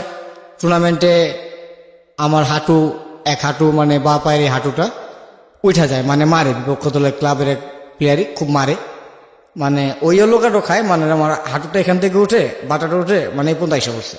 তারপর আমার হাঁটুটা খুব ব্যথা পাই আমি হাফ টাইমের আগে। তো হাফ টাইমে প্রায় 30 মিনিট পর 30 মিনিট হচ্ছে মাত্র, ওরা মারে আর কি আমাকে। আচ্ছা, প্রথমে টার্গেট ছিল, তো হাঁটুটা উপরে এসে পড়ে, আমি জাস্ট মানে পড়ে গেছি। পড়ে যাওয়ার পরে সাথে সাথে আমার ফ্রেন্ডের সাথে দেখে কি অবস্থা, যে আমার বাটটাটা এখানে উঠে গেছে। ওহো, মানে এখনো দেখলে বুঝতে হবে যে অবস্থাটা কি পায়, মানে উঠে গেছে, কাইটা গেছে, তো বুটের কাটা তো কাটা, আর মনে করেন উঠে গেছে। আমার ফ্রেন্ড সাথে সাথে আমাকে মানে ও টান দিয়ে মানে সাথে রেফারিকে বললে যে ও তো ইনজুরি হয়ে গেছে, side of corner of side নিতে হবে। তো কোচ এসে সাথে সাথে নিয়ে যায়, কোচ তো বলে যে ওকে ভিতরে নিয়ে যাচ্ছে সাথে সাথে। তো স্প্রে করে প্রথম আপনার একটা যে পাউডারের মতো দেয়, আমরা স্পোর্টসে একটা পাউডার আছে ব্লাড থামানোর জন্য, পাউডারটা দেয়। তারপর একটা আইসিস দেয়, দেওয়ার পরে বলতেছে যে আসিফুর রহমান সো এন্ড, হ্যাঁ আমি বললাম যে এন্ড মিন, বলতেছে যে আর তো খেলা যাবে না, তো অসম্ভব ব্যাপার, তোর হাঁটু এখান থেকে এখানে আসছে, তোর হাঁটু আমি ধাক্কা না দিতাম এখানে রেখে রয়ে গেত, তাও তো আমি এখানে এখন তোরে ওই আইসি স্প্রে দিয়া আর রক্ত থামাইছে, তোকে কিছুক্ষণ মতো হসপিটাল নিয়ে যাবো। আমি মাথা খারাপ, তো impossible, I have to play, আমি খেলবই। স্যার বলতেছে না আমি তো পারমিশন দিব না। তো ওটা কোচ না, মানে আমার স্যার স্কুল টিচার, উনি দেখা, কারণ ওনাদের উপর দায়িত্ব ছিল, কারণ আমার যদি কিছু আমাদের বাবা মা তো ওনাদেরই ধরবে। রাইট। তো যাই, তো আমি আমার ফ্রেন্ডকে ডাকিয়ে দিই, গায়ে স্প্রে নিয়ে 2টা, একটা ক্র্যাব ব্যান্ডেজ নিবি, ওকে কেন আমি দৌড়দা নিয়ে হাফ টাইমের আগে। ও আসে, আমার রাগ মানে আমার বাবার রাগ যেরকম, মানে আমার রাগ একটু ডিফারেন্ট, উনি রাগ করলে মানে হাইসা উড়ে দিত, কিন্তু আপনার মানে আপনার দিকে তাকাইছে তো তাকাইছি, কিন্তু হাইসা উড়ে দিছে কথাটা, কিন্তু আমি আবার রাগ করলে দেখা গেছে সাথে সাথে দূরে বলে রাগটা। উনি সবসময় বলতো যে তোমার ভিতর আমি তো পার্থক্য একটাই, তুমি রাগটা কন্ট্রোল করতে পারো না, আর আমি রাগ কন্ট্রোল করে রাগ দেখাই ছেড়ে দিই ওকে, রাগ কাকে বলে। তারপরে আমি বললি যে আমার এরকম রাগ উঠতেছে যে আমি খেলতে পারবো না, আমি খেলবোই, অবশ্যই খেলবো। পরে ব্যান্ডেজটা আমি পুরো, আমার ফ্রেন্ড আমাকে বলতেছে যে খেলিস না, রিক্স হয়ে যাবো, পা যদি জীবনে একবার যায় বুঝিস, একটা লাইফের ব্যাপার। আমি বলছি যে আমি যে বলি সেটা কর, ডাক্তার নিয়ে আয়, কোচকে ডাক দে, কোচ আসে, ডাক্তার আসে, ডাক্তারকে বললাম যে স্যার রিকোয়েস্ট করবো যে আপনি কাউকে বলতে পারবেন না। বলতেছে কি? বলছে স্যার আমি শুনছি যে বললে একটা পাঞ্চ আছে, ও বলতেছে যে তোর বয়স অনুযায়ী মারে, এটা মানে তুই বুঝতে পারবি না এটা কি, এটা কি জিনিস, এটা কিছু না, এর তোরে কে বলছে ফাউল কথা। তখন বললাম যে না স্যার, যদি অবশ্য না, যদি শক্তির কোনো কিছু থাকে একটা ডোজ দেন, আর না দিলাম এই পানি খেলবো। তো উনি খুব চিন্তা করে বলা, এতটুকু মিলি হবে ভাইয়া, মানে একটা মিলি, 1 মিলি, একটা সিরিঞ্জের 1 মিলি, ওটার সাথে উনি কিছু নেয়, স্প্রে নেয়, নিয়ে আসতে করে রাখে। তো আমাকে বলে যে চোখ খুলে তাকায় দেখলে আর দেখানো লাগবে না, মানে ইংলিশে বলতেছে, আমিও কত কথা বলতেছি। আমি জাস্ট ডু, আমি জাস্ট কথা বলার পরে জাস্ট ডু ইট। এভাবে ফালাইছে, সিরিজটা ফালানোর পর আমার এসে ঢুকছে। ঢোকার পর দেখলাম যে আকড়ায় ধরলো কিছু, মানে সিরিঞ্জ এত এটিএস নিচ্ছি অথবা কিছু নিচ্ছি, কোনো ফিল হয়নি এততে, আকড়ায় ধরছে হাড্ডিটাতে। সাথে সাথে উনি পাঞ্চ করে উঠায় ফেলা স্টিকারটা দেওয়া, এখন তোর স্প্রে করারই কর, যেমন চা কর, আমার নাম নিস না বাবা, বড় আমার অসুবিধা হয়ে যাবে। বললাম আচ্ছা ঠিক আছে। দেখলাম যে আমার এটা তো পুরাই আগের মতো নর্মাল লাগছে, আসলে কিন্তু কিছুই নর্মাল না। আমি হাফ টাইম হয়, হাফ টাইমের পরে আমি নামতে যাই, তখন রেফরি আসে।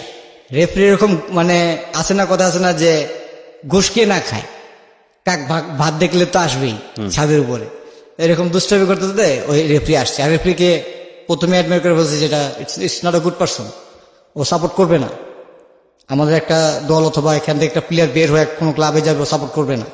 উনি আইসা এখানে লাথি দেওয়া শুরু করছে। এটা হলো আপনার সাইড রেফরি দেখবে, এটা তো মেন রেফরি দেখার কোনো না। তো সাইড রেফরি দেখার আগে মেন রেফরি আইসা মানে আইসা আমার পাতে, মানে এরকম ওনার পা দেওয়া আর কি, উনি করতেছে, লাথি দিচ্ছে, একটা লাথি করতেছে, টেস্ট করতেছে যে আমি খেলতে পারবো কিনা। তো বলতেছে আই অল রাইট, আমি বলছে ইয়েস আই এম ফাইন। তো উনি আইটু জোরে ধাক্কা দিল যাতে আমি আমার এক্সপ্রেশনের জন্য। তো আমি বললাম, আমি ওনাকে ডাইরেক্টলি বলে ফেললাম যে sir you want to punch. পরে ও মানে রেফরিটা বলতেছে, মানে কিছুক্ষণ আগে তোকে দেখলাম তো তুই তো মাঠে পড়েছিলি, তুই আবার ব্যাক টু প্লে, মানে বুঝতে পারলাম না। আমি যা খেলতে হবে, জিততে হবে তো আমার। পরে আমার ফ্রেন্ডরা বলতেছে যে এখন খেলা যায় কিভাবে বল, মার তো অনেক খেলাম। আমি সে মার পরে গোল তো 2টা দিয়ে দিছে, এখন 3টে শোধ করতে হবে। তো মেন ডিফেন্সে খেলতাম আমি। তো মিডফিল্ডারকে বললাম যে দেখ তুই আর আমি শুধু মাঝখানে খেলবো, আর 2জন উপরে খেলবে, আর সবাই আমাদের ডিফেন্সের পজিশনে থাকবে। তো আমার ফ্রেন্ড বললো ঠিক আছে খেল। তো এনিহাও আমি আর আমার ফ্রেন্ড 2জন মিলে, মনে করেন ওদের যাতাযাতি যাই করি, অনেক খেলার ভিতরে অনেক ফ্যাসিলিটি আছে, খেললাম। মনে করেন 2টা গোল পরিশোধ করে আমার একটা ফ্রেন্ডকে দিয়ে। গোল আমার পায়ে, কিন্তু আমি শুট না করে আমার ফ্রেন্ডকে দিয়ে দিয়েছি, কারণ ওর গোল র্যাঙ্কিং চাইছিলাম আমি, ও একটু হাই হোক আর কি, ওকে দিলাম। তো খেলা শেষ হলো, জিতলাম। জিতার পর বের হয়ে ফোন জিতার পরে একটা স্কুলের মেয়ে দৌড়াইসা আমাকে জড়া ধরে বলতেছে যে খুব ভালো খেলছস। আমি বলছি হ্যাঁ, এখন পার্টি দিবি, একটা পার্টির কথা বলে আসি। তো পিছন থেকে একটা মেয়ে আসে বলতেছে যে রহমান। আমি বলছি পিছন টাকা, বলছি ইয়াস। বলছে হ্যাঁ সেন্ট মাইকেলের। বলছে হ্যাঁ। আমি আপনার থেকে একটা জিনিস চাপ, আপনি দিবেন? তো বলছে, আমি বলছি কি? তো বলছে আপনার বুট 2টি লাগবে। তা বলছি বুট 2টা তো আমি মাঠে কাউরে দিলাম না, আপনাকে দিব। কারণ আপনার খেলা অনেক পছন্দ হয়েছে, আর বেশিরভাগ পছন্দ হয়েছে আপনার সাহসটা দিয়েছেন, আপনার ফুল দলটাকে আপনাকে চিল্লে আপনি চিল্লিয়েছিলেন যে ওই দিকে যাই, এইদিকে আসে, এইদিকে আসে, এভাবে খেল, এই টাকা এই যে এই পজিশনটায় দাঁড়া, ছাড়বি না কাউকে। মানে ওর কথাগুলো খুব ভালো লাগছে আমার। তাই যে ও একটা মানে প্রপোজ করবে কি, মানে বলেই ফেলে আর কি, আমাকে ডাইরেক্ট বলে। আমি বললাম যে হচ্ছে নেম, মানে ইংলিশ মেয়েটা। ও কি স্কুলেই ছিল? আপনার স্কুলেই ছিল? না, আপনি তখন কোন ক্লাসে? তখন ক্লাস 9 ঠিক দিইনি। ওকে। তো বললাম যে you're from Saint Michael right? বলতে হ্যাঁ আমি সেন্ট মাইকেল। আমি কোন ক্লাস? বললো ক্লাস 8। আমি in 9 সে। তো আমাকে বলতেছে যে আমার টেলিফোন নাম্বারটা অথবা এইটা একটা এই বলতেছে। আমি বললাম যে আমি সরি, আমার জীবনে আসলে একজন আসুক, অথবা ওইটা এত কিছু least bother, let enjoy the life. আমি লাইফ এনজয় করতেছি, আমার এরকম গার্লফ্রেন্ড এরকম যাওয়া এটি দরকার নেই। ফ্রেন্ডস আছে, ঘুরতেছি ফিরতেছি, খাইতেছি, ভালো লাগতেছে, লাইফ বেটার। তো আসলাম, ক্লাস 10-এ উঠলাম, ম্যাট্রিক দিলাম। ম্যাট্রিক দেওয়ার পর 3 মাস ছুটি দিল। বাবা বলতেছে এখন 3 মাস ছুটি, এখন আসো, কোরবানি ঈদও পড়ছে, সব ঈদও পড়ছে, আসো। তো তখন ঠান্ডা ছিল, এক কোরবানি যা খুব ঠান্ডা যায়। রাতের বেলা বের হই। তো বাসাতে বেরোর সময় বললাম যে বাবা আজকে চলো, আজকে কে যাবে আমাদের সাথে? কয় এক কাকাকে নিয়ে নিবো না, ও আইসা বলবে না, তুমি আর আমি এসে বলবো। আমাকে চলো। আমি বলি তাহলে গাড়ি নিয়ে গো কি, না না গাড়ি থাক। তাই আমি ভাবছি যে হইতে পারে কোনো মেকানিক্যালি সমস্যা থাকতে পারে। তখন আমাদের নিজস্ব বাড়ি হয়, একটা বাড়ি করছে অলরেডি তখন, আর এফাক দিয়ে আরেকটা বাড়ি বুকিং দিছে বাড়িতে। তো ওই বছর আর কি আমি যখন ম্যাট্রিক দেই, তখন বলতেছে আচ্ছা ঠিক আছে, আমি সব জানি না, উনি একটা সারপ্রাইজ দিবে উনি আমাকে। আচ্ছা, আমি বললাম যে আচ্ছা ঠিক আছে। তো বেরোলাম, বেরোয় গাছ তুলে হাটে আসলাম। কোনো ঢাকা শহরের কোনো হাটে গরু পাই না, আচ্ছা, উঠ তো পরের কথা। আর 9 বছর পরে ছেলে আসছে গরু আর কি একটা আর কি কোরবানি ঈদ করতে অথবা রোজার ঈদ করতে, রোজার ঈদ না কোরবানি ঈদ করতে 9 বছর পরে। দ্যাট মিনস 18টা 19টা ঈদ আমার জীবন আমি করি না ফ্যামিলির সাথে। ভালো মন্দ যে শুনি এখন দেখি বাসায় পোলাও রান্না করা হয়, সেমাই রান্না করা হয়, আর ওখানে সব ছিল না। একটা স্যান্ডউইচ দিত, একটা বার্গার দিত। আপনার সিচুয়েশনের কারণে এটা মেনে নিতে হয়েছে, কিছু করার নেই। হ্যাঁ, তারপরে বললো আমাকে যে গরু টরু নাই, 10টা ছাগল নিয়ে নি, রাগের মাথায় বলতেছে, 2টা মহিষ নিয়ে নি, রাগের মাথায় বলতেছে। তো ফট করে আমি যাবো ভিতরে ঢুকি, তো ভিতরে ঢুকে দিয়ে একটা গরু, প্রথমে উনি গরুটা দেখছে, লম্বা চড়া খুব অনেক বড় গরুটা ছিল, আমাদের লাস্ট কোরবানি এটা। আচ্ছা, তো অনেক বড় গরু এটা। তো গরুটা দেখা উনি প্রথম ব্যাপারীর কাছে গেল, কি জানি বললো আর জানিও না। তা আমাকে বললো আর কাকাকে বললো এখানে দাঁড়া, আর কাকারে বলে গেল যে একটা সিস্টেম বললো যে রশিটা ধরে দাঁড়াবে, গরু যেমন কথা নাই আমি আসতেছি। তো উনি জানি না কোথা থেকে ভিতর থেকে আবার আসলো, আইসাই ব্যাপারীকে বলতেছে যে কাকা, কাকা একটু বয়স্ক ছিল, মুরব্বী ছিল। বললো যে আমার ছেলে প্রথম 9 বছর পর আজকে 18-19টা ঈদ করে নাই, উঠো দিছি তো আমরা দেখেন নাই, কিছুই পাইতেছি না। গরুটা না আপনি বলেন দেখি, দাম তো আপনি বলেন। তো কাকা একটা দাম কি বলে না বললে বাবার সাথে কথা হয়। তো বাবা এক চান্সে ওই কাকাকে বললে এই দড়িটা হাতে নে, মানে হাতে নেওয়া মানে হয়ে গেছে, হাতে নে খুল। তো উনি রাখালো কি আদৌ, উনি গরুটা হাতে নিয়েছে, আর আমি তো আবু বলতেছে হয়েছে, এটা পছন্দ হয়েছে, আমি সব এটাই নিয়ে নিলাম। তা আমি বলতে আমি তো আর খুশি। তো বলছে হ্যাঁ নীল চলো। তো উনি টাকা দিল, যে ওই টাকা দেয় হাসিল করে টাকা দিল। তো কাকাকে বললো যে গাড়ি নিয়ে আস অথবা হাইটা নিয়ে আস, যেভাবে নিয়ে আসলে গরু নিয়ে আস, আমরা চলে যাই। তো একটা ট্যাক্সি ক্যাব নেই, ট্যাক্সি ক্যাব নিয়ে বাসায় আসি, ভোরবেলা গরু পৌঁছাই। তো ভোরবেলা আমার বাবা সভাপতি ছিল মসজিদে, আর পারিবারিকভাবে সবসময় আমরা ঈদের পরের দিন কোরবানি দিই। আচ্ছা, এটা আমার দাদার আমল থেকেই ঈদের পরের দিন গরু কোরবানি দেওয়া হলো। তো আমি বললাম 10 দিন থেকেও বললাম যে বাবা আর ভালো লাগে না, আমার আর থাকতে ভালো লাগতেছে না এখানে। মানে ওইখানে ছিল মাইনাস অথবা এরকম ডিগ্রিতে, আর গরমে ঢাকা এসে ভালো লাগে না, আসলেই জ্বর এসে পড়ে, আসলেই এরকম মাথা ব্যথা করতেছে, আসলেই কিরকম লাগতেছে। তো বাবা হটকে বলতেছে, আইসা এসে বলতেছে তোমার এবার আমি আরেকটা জায়গায় পাঠাবো। তাই বললাম কই, মালয়েশিয়া না কোথায়? তো বলছে খেলোস তো ভালো, তো স্যার বললো তোর চাচা যেহেতু আজকে ইটালিতে আছে, আমি ওর সাথে কথা বলে দেখি। তা আমি বললাম ছোট কাকাকে বলবা? বলছে ওরে বলি তুই যা, তারপর না দেখ মনে আমি আরেকজনের কাছে, নিজের লোক থাকে আরেকজনের কাছে বলবো কেন আমি? তো আমার ছোট কাকা এরকম জীবনের ট্র্যাজেডি, ফার্স্ট ট্র্যাজেডি এরকম। তা হঠাৎ করে ফোন দেখা বলে যে শাওন তো খেললে ভালো, আর মালয়েশিয়ার দেশটা আমার কাছে খুব ভালো লাগে না, আমি শুনছি আমার কাছে ভালো লাগে না, নেশাগ্রস্ত অথবা এরকম বিক্রি টিক্রি হয় উনি বলে। তারপর বলার পরে কয় ওকে যদি পারোস তাহলে ইটালিতে নিয়ে যা, তুই স্পন্সর কর, যেভাবে পারোস আমাকে বল, আমি প্রসেস করি এখান থেকে, ওকে আমি পাঠাই, সব করতে এখান থেকে আমি পাঠাবো। ওকে শুধু যে কোনো রাখবি, পড়াশোনা করলে করবো, আর খেললে খেলবো, আর কাজ করলে কাজ করবো, ওর যেভাবে লাইফ ইচ্ছে ওই ব্যবহার করে নেবে। তখন কাকা বলে যে ভাই আসলে সমস্যা আছে। প্রথম বলে যে একটা বিল আটকে রয়েছে আমার, আর্জেন্টলি তুই যদি পারোস তাহলে 500 লাখ টাকা দে, মাত্র 500 লাখ টাকা। এবং কি আমি ঘরে দেখতাম যে ঘরে সুটকেসে টাকা আনতো, নাহলে চালের বস্তাতে টাকা আনতো। কে আপনার বাবা? আমি এটা ছোটবেলা থেকে দেখে অবস্থ, মানে টাকা প্রতি কোনো লোভ নাই, দেখে অবস্থ। এমন রাতে আসছে, শুয়ে রয়েছি, আর উঠো, আমি বলতে ছুটিতেছো কেন? উঠো, দরকার আছে উঠো, এই সাউন্ড উঠ। কিসে? এই ঘুমে তুমি কিছু আনছো? আনছি। কি কমলা টমলা, আঙ্গুর টাঙ্গুর আনছি, সব আনছি। একটা কম্বল নিয়েছি সুন্দর, কম্বল না ঘুমো। আমি গরমের দিনে কম্বল খুল না বাবা, মানে খুলছি জাস্ট, কিভাবে বিশ্ব করবে না, আমি জাস্ট কম্বলের চেনটা দিয়ে কম্বল, এখনো কম্বলটা আমার ছোট ভাই ঘুমায়, আমি খুলছি। তখন আমার বিশেষণ এখানে 65 লাখ টাকা রাখা ক্যাশ, আর প্রায় কত মানে কন্ট্যাক্টটা ছিল প্রায় 7 কোটি 8 কোটি টাকার উপর, ওই টাকা উনারকে রেখে আসছে আরেক জায়গায়।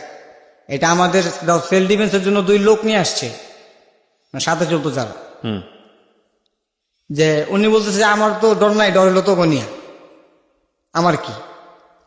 তো একদিন ফট করে আমাদের যখন লাস্ট গাড়িটা হয়, তখন ফট করে আমি একদিন বললাম যে ট্রাই করি, গ্যারেজ থেকে আর ট্রাই করি। তো সিএমবিটা আর কি ওখানে যাই, ট্রাই করি। তো আমি যখন ঢুকছি, তো দারুণ বলছে, আর বাবা কেমন আছিস তুই, অনেক ছোট থেকে বড় হয়েছিস তুই, তোর অনেক বছর পর দেখলাম, কাকা মানুষ তুই করে বলতেই পারে। তাই বলছে, কাকা আপনি কেমন আছেন, আপনাকে তো চিনতে পারলাম না। ছোটবেলায় কম কোলে বসে কম আমার সাথে ঘুরোস নেই তুই এখানে। এরপরে বললাম যে কাকা ওই আমি গাড়ি চালাবো, আর কেমন ঢাকা ভাষা বলতো গাড়ি চালাবো। ওরা বলতেছে যে গাড়ি চালাবি তুই, চাবি, আমাকে চাবি নিয়ে আসছি না। তো উনি করছে কি, অফিস থেকে বাসায় ফোন দিছে যে সামন্ত গাড়ি চাবি নিয়ে আসছে, আর ধরছে আম্মু, মানে ডেবল, মানে আম্মু ধরছে ফোন, আম্মু ফোন ধরছে যে ভাবি ওই সামন্ত গাড়ি চাবি নিয়ে আসছে, আর এখন গাড়ি তো ওই যে উপরের খুলতেছে, মানে কভার খুলতেছে। তা আম্মু বলতেছে ওর স্টপ করেন, বলেন যে ওর বাবা আসতেছে। তো এটাতে আবার একটু ভুল ছিল, উনি এসে বলে কি যে তোমার বাবা আসতেছে, বাবা এসে তোমার নদীর উপরে ঘুরে নিয়ে আসবো বলছে। তো আমি তাহলে কোনো ব্যাপার হলো না, আমি গাড়ি নিয়ে ব্রিজের উপর রাখি, আপনি একটু গেটটা খুলে দেন। তো না, আবার ফোন দিতে যাওয়ার সময় করছি, আমি এতক্ষণ তো গাড়ি ওপেন করে লক করছি, লক খোলার পরে গাড়ি গিয়ারে ছিল, আমি তোর ফলো করিনি। ড্রাইভার হয়ে গেছে একটা পজিশনে, যে পজিশনে চালায়, তো ফলো করি নাই। তো গাড়িটা যখনই আমি শুধু স্টার্ট দেখছি, এটা পাড়া দিছি, ব্যাক সাইড নাই, মানে ব্যাক ডালা, গ্লাস, বাম্পার টাম্পার কিছু না। আর আমি তো চোট পায়া, মানে কপালের ভিতর ব্যথা পাইছি, নাকে ব্যথা পাইছি। পরে বেরোছি গাড়ি থেকে, আর ওর কাকা এসে সাথে সাথে আমার গাড়ি থেকে বের, গাড়ির চাকা ঘুরতেই আছে, মানে আমি তো আর বুঝি না অত কিছু। আচ্ছা, ঘুরতে আছে, তো ভাঙছে গেছে। আমার ছোট কাকা, আমার সেজো কাকা আসছে, আইসা উনি গাড়ি স্টপ করছে, মানে দেখা বলতেছে যে তোর বাবাই বিগড়ে গেছে, বলতোই বাসকা দাঁড়। তখন আপনি ক্লাস 9-এ? তখন আমি ক্লাস 9। তোর বাবা বিগড়াইতেছে, এই দেশে থাকলে তুই তো আরো বিগড়াইতি, তোর দেশের বাইরে রেখে আরো বিগড়াইতেছে। তোর বললাম যে ও কাকা বলছে বলুক গা। আসছি, আসার পরে বাবা আসতে করে ঢুকতেছি বাসায়। তো বাবা ঘুমের থেকে বলতেছে একটা অন্যায় করছো, সন্ধ্যাবেলা কিন্তু তুমি থাইকো। তা আমি বললাম অন্যায় করছি, গাড়ি ভাঙছি, এটাই অন্যায় হবে, তো যা কি হবে আর। তো আমি বসলাম। তো বিকাল হইলো, উনি ঘুমে থেকে উঠলো, আর ওনার ঘুমার একটা টাইম ছিল, ভাত খেয়ে একটু ঘুমাবে 1 ঘন্টা, ঘুমে থেকে উঠবে। তারপরে দুপুরে ঘুম মিস দিত না। তো উঠছে, উঠার পরে দেখলাম কি শার্ট প্যান্ট সব পরলো, চা খালো। তো আমি ড্রয়িং রুমে বসে রয়েছি। তো উনি পিছন থেকে এসে আমার ঘেটিটা ধরছে। আচ্ছা, ঘেটিটা ধরে আমি ঘেটি হিলাইতে পারতেছি। আমি এরকম, মানে আপনারা আমাকে যা দেখতেছেন কি ভাই, আমার এই হাইট ওজন ছিল 55.2 কিলো, আমি এরকম ছিলাম। তারপরে আমি ভাবলাম ঘেটিটা ধরছে, মানে আমি আমার শক্তিটা আমি করে দিতে পারছি না ঘেটি সরানোর জন্য। যেখানে খেলার ময়দানে আমাকে দেখলে দেখা গেছে 3-4 জনে অটোমেটিক সামনে আসবো না, যে নীল মাইরে বসে।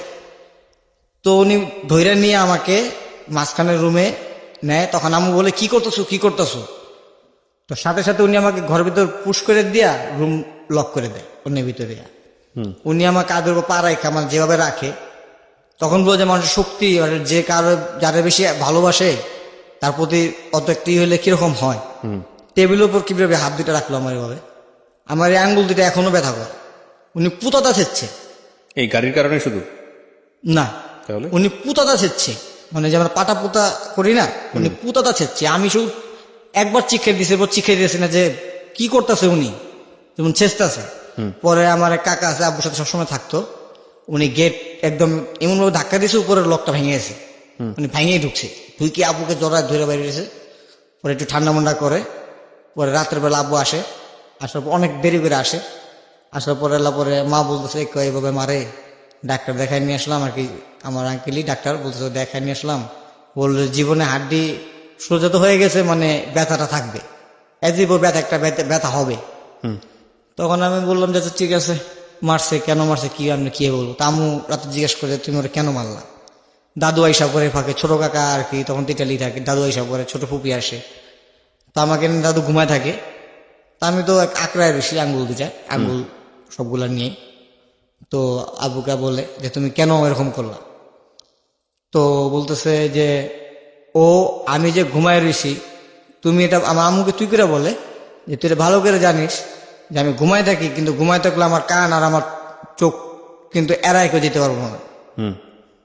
আমি হাজারটা শ্রমিক খাটে রাস্তার ভিতর, আমি আরেক কন্ডাক্টরই না বসাই না, আমি বড় কন্ডাক্টর হইলেও আমি নিজে দাঁড়ায় করি, দেখি যাতে আমার কাজে যেমন কেউ না বলতে পারে যে এই সাউন্ড এন্টারপ্রাইজের কাজ রং হয়েছে।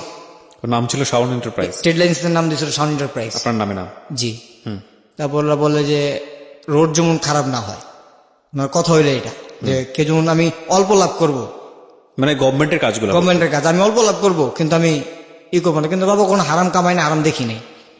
তো উনি বলে যে ও আমার এই জিনিসটা ধরছে, এটা আমি মনে বলছি না, ও আমার এই জিনিসটা ধরছে। আচ্ছা, তো বললাম, মা বলতেছে ও আপনি অনের কেন বলতে চান না? এটা তো আপনার আচ্ছা, ঠিক আছে, ইলিগাল ছিল আমার না? বাবা- ইলিগাল ছিল না লিগ্যাল ছিল? লিগেল ছিল। লিগ্যাল ছিল। লিগ্যাল ছিল বললে কথা। তো আমার বাবার একটা লিগেল অস্ত্র ছিল, পিস্তল ছিল। হ্যাঁ পিস্তল ছিল, ওইটা আপনি ধরছিলেন? লিগেল আর্মস ছিল।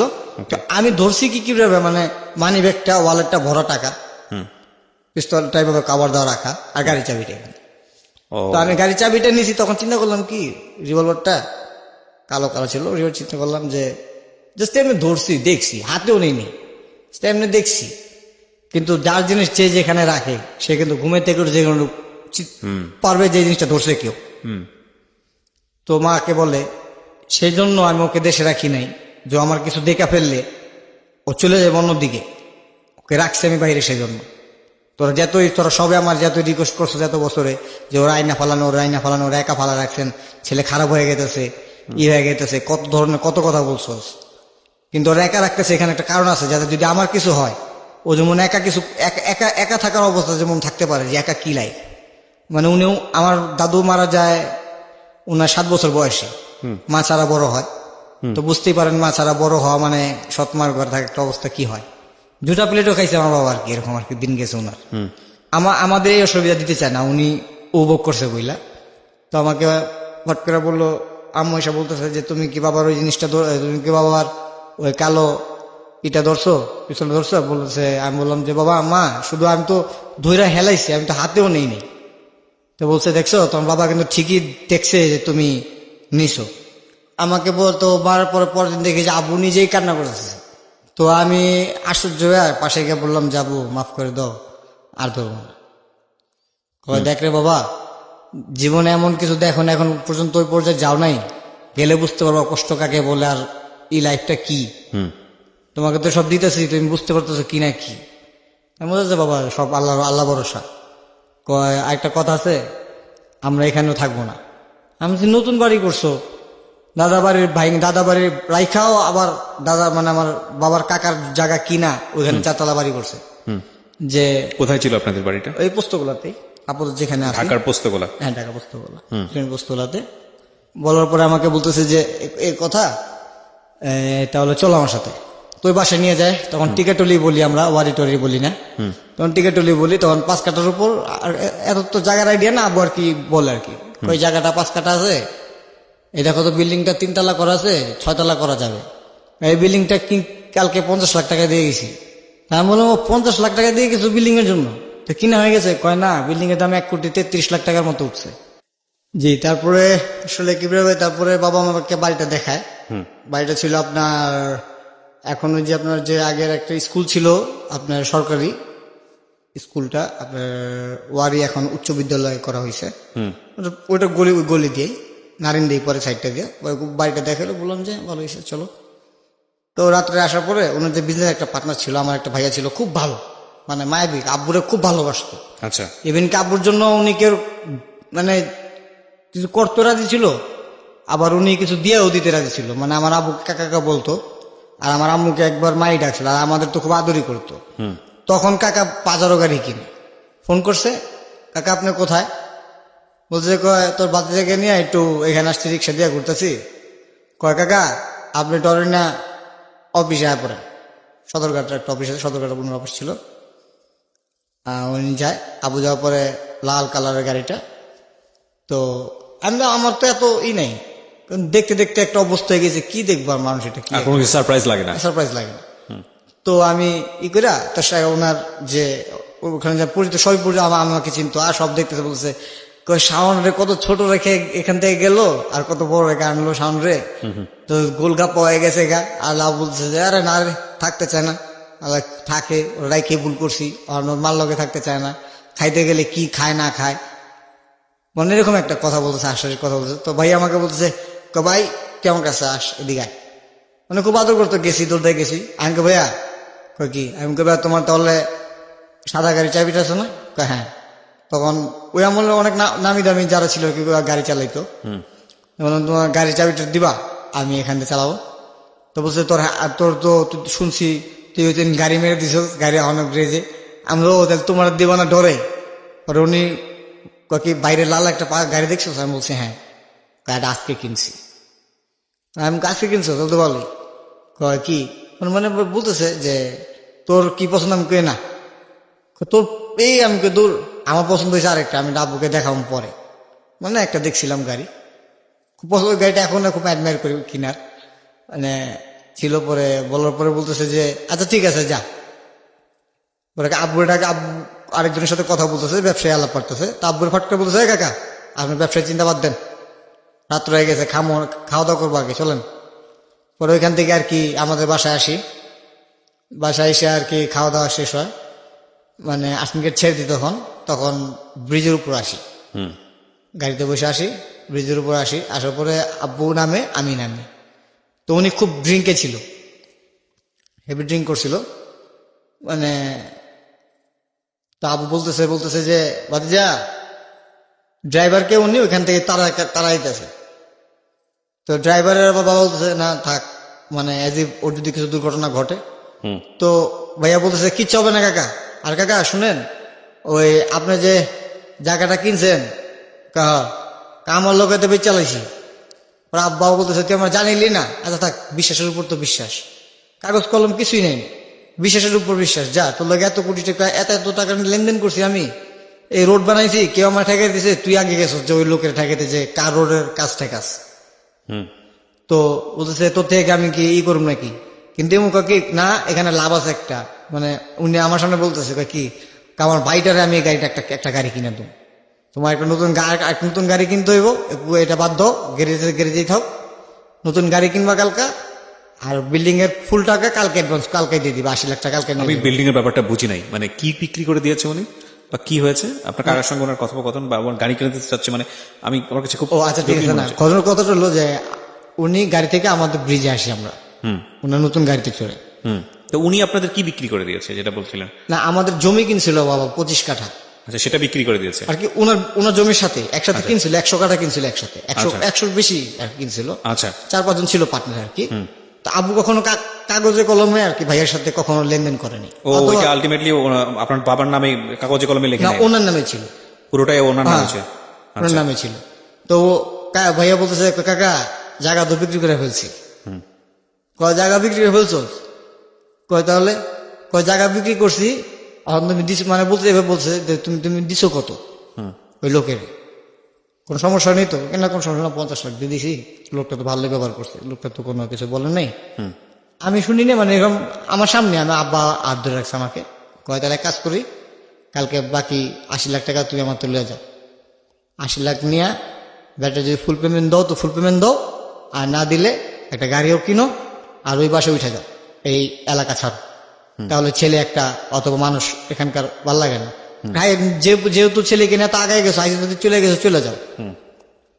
তাও আবু আইসা বলে কি যে যা সকালে কিন্তু টাকা দিস, আর তাহলে একসাথে যা মনে তোর বাইরে রাখে আরো 2-3 দিন। তা আমি তো আরো এক্সাইটেড হলাম যে সকালে তো আসবে ভাইয়া, আবার নতুন গাড়ি, আবার আমাদের একটা হবে, আমাদের নতুন বাড়ি হবে, আমরা এরকম একটা সোসাইটিতে চলে যাব। তো তখন ফট করে ফজর উঠতে আমাদের লাইফের টুইস্টটাই এটা, মানে ফজর উঠতে আমি মানে ম্যাট্রিক দিয়ে আসছি মাত্র, আসে সকালে ওনার সাইড গার্ড আসে, ওনার ছোট ভাই আসে। কি নাম ছিল ভদ্রলোকের? শামীম ভাইয়া। শামীম, ওকে। শামীম ভাই আপনার বাবার বিজনেস পার্টনার? না না না, তাহলে ওনার ছোট ভাই, যে লোকটা বিক্রি করে দিল জমি, ওনার বিজনেস পার্টনার তো ওনার ভাতিজা বলতে গেলে সেলিম ভাইয়া। সেলিম ভাই, ওকে। উনি বিক্রি, আমি যতটুকু বুঝতে পেরেছি যে জমিটা আসলে আপনার বাবা এবং উনি দুজনে মিলেই কিনেছিলেন, কিন্তু আপনার বাবা আপনার কাগজে কলমে করে নেয়নি। তো উনি ওই জমিটা লাভে বিক্রি করেছেন, সেটার একটা পার্সেন্টেজ আপনার বাবা পায়, যেহেতু জমিটা আপনার বাবারও ছিল, তো সেটা দিয়ে দেওয়ার কথা আলটিমেটলি সেই দিন। হ্যাঁ, তারপরে বলেন। তারপর ফজর উঠতে প্রায় আপনার তখন ফজর হয় আপনার 5টা 5:15 হবে, গরমের দিন। তো ফজরে মানে গেট নক করে গেছে। আর আমাদের ফ্ল্যাটটা এভাবে করছে, 4টা রুম করছে, 4 রুমে মাত্র আমরা 4 জন, আর একটা টেরিস গার্ডেন আছে। মানে চিন্তা করছে এটা উনি ওনাদের ভাইদের দিয়ে দিবে, আর উনি আমাদের নিয়ে ওয়ারের বাড়িতে থাকবে আর কি। যেহেতু ঢাকা মানুষগুলা কথা মানে এক কথার দাম একটা কথাই। তো আমু বলে আছে ঠিক আছে যাও, যেহেতু তোমার ভাইকে দিয়ে দিবা, তাহলে এখানে কে ও দাদার তো একটু বড় হলে তো মানুষ প্রশ্ন করে যে আমার দাদার ভিটা কই, কয় কেন ফ্ল্যাট কি আমি ছেড়ে দিয়েছি নাকি? কোরবানি তো যত বছর আমরা বাইরে থাকছি, কোরবানি দিল বাপের জায়গায় এসে দিছি, আর যাই করছি বাপের জায়গায় দিছি। বাপের জায়গায় আরেকটা বাড়ি করছি, এই বাড়িতে থাকবো বাইরা, আমরা আসবো ঈদের সময়। আর আমার ছেলেরা এখন আমি চাই হাই, যেহেতু চলে গেছি আমরা উপরে জায়গা, এখান থেকে লাভ কি? তা আমিও বলে তো গুড, ভেরি গুড। তা আমিও খুব সাপোর্ট, সবাই খুশি। তো এটা আবার আমার কাকারা দেখতে পারতো না, মানে খুশিটা। কাকাদের কিন্তু টাকা ইনকাম ছিল, কিন্তু আবু কখনো খারাপ কিছু দেখলেই যে কাকাদের ধমক দিত, যে ওনার মানিজ্য নিয়ে টানাটানি করলে ওনার সহ্য হতো না, যে তোমার নাম বিক্রি করে খাইবো, অথবা অমুক জনের ভাই একজনের মাইরে থেকে গেছে, আরেকজনের এসে আমার কমপ্লেন দিব, আমি কমপ্লেন জিনিসটা চাই না। উনি আমাকে সবসময় বলতো যে যেই যাই করো জীবনে, তোমার নাম নিয়ে যেমন কোন একটা খারাপ বিষয় আমার কাছে না আসে। আসলাম ফজর রক্ত উঠে, তা আমি তখন ঘুম ভাঙেন না। তো ওই ওনার ছোট ভাই আসে, আইসা হাঁটু ভাঙা বসা পড়ে। আমি ঘুমে থেকে উঠে দেখছি হাঁটু ভাঙা, আবুও বসা পড়ছে বেড়ায় বিছানা, আমি দেখতেছি। আর আম্মু তো একটু কান্না করতেছে, ছোট ভাইটা তখন ছোট, কান্না করতেছে। তো আমি বলতেছি স্বামী ভাই কিসে আসছে তো সকাল, তুমি কান্নাতে কেন, আপনি কান্নাতেছেন কেন? তখন কিছু তো বলতেছে না। পরে আব্বু একটু উইটা কঠোর মনে উইটা একজনকে ফোন দিল, বলতেছে কয় তুই কয়ে আসছিস, কে এখানে আছে? কয় ঘুইটা গেছে, এটা ঘুইটা গেছে। পরে আমি বলছি কি ঘুইটা গেছে, কি ঘুইটা গেছে, কি হয়েছে না হয়েছে, বলতেছে না। পরে ফট করে আবার আমু বলতেছে তোমার সেলিম ভাই মারা গেছে। যে ব্যক্তির রাত্রে 11:30 পৌনে 12টা বাজে, রাত্রে 12টা বাজে আমি দেখে আসলাম, ফজর ওয়াক্তে উনি মারা যায় কিভাবে? আমি প্রথম প্রশ্নই করছি এটা, যে এই 5-6 ঘন্টা মারা গেল কিভাবে, কি মারা ফেলছে? পরে বই বলতেছে না, গাড়ি নিয়ে পুকুরে ঢুকে আছে। ও, ওই গাড়িটা নিয়ে, বাজার নতুন গাড়িটা নিয়ে, আপনি প্রথম দিনের গাড়িটা নিয়ে ঢুকে গেছে। তো বাবা তো সাথে সাথে মানে বের হয়েছে যে ঘটনা কি আসলে, উনি রাজনীতিবিদ ছিল, ঘটনা কি আসলে। গেছে গিয়ে দেখে যে পিছনের চারজনই বেঁচে আছে, ডান দিকের লোক বেঁচে আছে, পিছনে 3জনই বেঁচে আছে, শুধু আমার ভাইয়া নেই। আচ্ছা ঠিক আছে, সেলিম মারা গেছে, কোনো অসুবিধা নেই, আমরা এটা গুছাই নিব, অসুবিধা হবে না, কারো কোনো অসুবিধা হবে না, তোমরা কেউ কোনো ঘাবড়াও না। এই কথা বলে গেল। তো 40 দিন 1 মাসের মতো কারো থেকে কর্জের টাকা অথবা কিছুটা একটা মৃত ব্যক্তির বাসা থেকে কিভাবে টাকা নেওয়া যায়, যার আলমারি ভরা দেখতাম টাকা। স্টিল আলমারি হয় না, আমাদের পুরনো টাকাতে স্টিল আলমারি ব্যবহার করা হয়, স্টিল আলমারিতে মনে করেন ভরা থাকতো টাকা। আমাদের এখন আলমারি আছে, আবু এরকম আলমারি বানায় নিয়ে আসছে যে 2টা পার্ট। আপনি দেখতেছেন ড্রয়ার শুধু 2টা, কিন্তু এখানে ড্রয়ার কিন্তু 2টা না, এখানে আপনার 2 কোটি টাকা রাখা যাবে, দেখো উপরে ট্রে টান দিবে, যে এরকম ভাবে সিস্টেম নিয়ে আসছে উনি। ভাইয়ার রুম টুম সবই করার পরে ডাইরেক্ট আব্বু বাসায় গিয়ে বলতেছে যে পোস্টমর্টমের জন্য পুলিশ যেহেতু আসছে, তো এটা নিয়ে যাক। তো ওনার কাকারে বললো যে ভাই ওর রুমটাকে তালা মারে। তো ওনার বড় বোন যেটা ছিল, উনি খুব দুষ্ট, কি মারা গেছে থাক, মারা যাওয়া ব্যক্তির ব্যাপার খাপ বলতে নেই। তো উনি এসে বলতেছে যে কেন ওনার রুম লক করা হবে। পরে বলছে ওর রুমের ভিতর আমি না, আমার মতো অনেক মানুষ আছে যাদের অনেক কিছু রয়ে গেছে, কিন্তু আমরা কিন্তু টাকাটা ইম্পর্টেন্ট দেখতেছি না, ওর রুম থেকে যেমন কিছু না হারা। তো ওনার বোন না আসে নেই, ঠিক আছে যা, শুনবি না, তোগো বাড়ি তোগো ভাই, মানে একটা অপমান, লজ্জিত করে দেয় সবাইকে। সবাই বলে যে কাকা চলে আসেন, ভাই চলে আসেন। তারপর ডিপ্রেস হয়ে আইসা বলে দেখেন একটা লোক রাত্রে 1 কোটি টাকার মতো লস খেয়ে গেছে, কিন্তু কোনো চিন্তা নাই, আসতে বাসায় এসে আমার বলতেছে কবর টবর হইলো, সাহায্য হইলো, ওর জন্য খারাপ লাগতেছে, বাসা আসলে খালি ভর্তাদা ভাত খেয়ে মাংস খাইবো না, তাহলে যা দেখি কি হয়। তো এই করতে করতে টুকটাক কিছু করলো আব্বু। তো ফট করে 1.5 মাস 2 মাস পরে সবাই মিলে আব্বুকে, যারা ওই জমির পার্টনারে ছিল, সবাই বলছে ভাই আমি দিছি এত, ভাই আমি দিছি 35 লাখ, ভাই আমি দিছি এত লাখ, ভাই আমি দিছি এতটুই, ভাই আমি কাগজের কাজ করে দিছি, আপনি চলেন আমগোর সাথে, আপনার তো একটু বেশি মোটিভ। তো বলছে আচ্ছা ঠিক আছে চল। তো সবাই মিলে যখন যায়, তখন ওনার বোন ডাইরেক্ট বলে দেয় যে সেলিম মানে ও মারা গেছে, ওর সাথে ওর সব বিজনেস পার্টনার, ওর সব টাকা, ওর সবকিছু মারা গেছে, ডাইরেক্ট বইলা ফেলা। ওকে। 10-12 জন একটা মানুষের সামনে উনি ডাইরেক্ট বইলা ফেলা। তা আব্বু তখন বল ঠিক আছে ফাইন, আমারটা লাগবে না, এখন তোরা যদি কিছু বলতে সবাই বলে থাক, লাগবে না কারোর কিছু। তখন আসার পরে বাবা এখন ওই লোকটা তো আমাদের বাড়িটা তো আব্বু একটা জবানের কথা দিয়ে বলে আসছে। তো বাবা বলে যে আবার আরেকটা কন্ট্রাক্ট সামনে এসে পড়ছে, যে 2টা কাগজ, তো এক কাগজের কাজ তো উঠছেই, ওই টাকা তো বাড়ি কমপ্লিট করলোই। এখন কি করবে, এখন এই কাজের জন্য তো টাকা লাগবে। তো লোকের এগিয়ে রিকোয়েস্ট করার পরেও লোকটা খুব ভদ্র ছিল, তো লোকটা পুরো টাকাটাই ফেরত দেয়। এরকম বলে না যে আপনি এক জবান দিয়ে আপনার থেকে আমি 2 লাখ রাখবো 3 লাখ রাখবো, মানে ওই রকমও না। অথবা ক্ষমতাসীন যে ছিল আমার বাবা, তাও দেখা লোকটা বলে না, বলে যে আপনি নিয়ে যান বাবা, অসুবিধা নাই, আপনি নিয়ে যান। ওই টাকা দিয়ে আরেকটা কাজ নেই। তাই আমি বললাম যে বাবা আমি চলে যাই, তাহলে যাও। এই আমার টার্নিং পয়েন্ট। আমি যাওয়ার প্রায় 2 মাস হবে, বাসা থেকে ফোন যায়। আপনি তখন ইন্ডিয়াতে? আমি নিয়েতে। হ্যাঁ।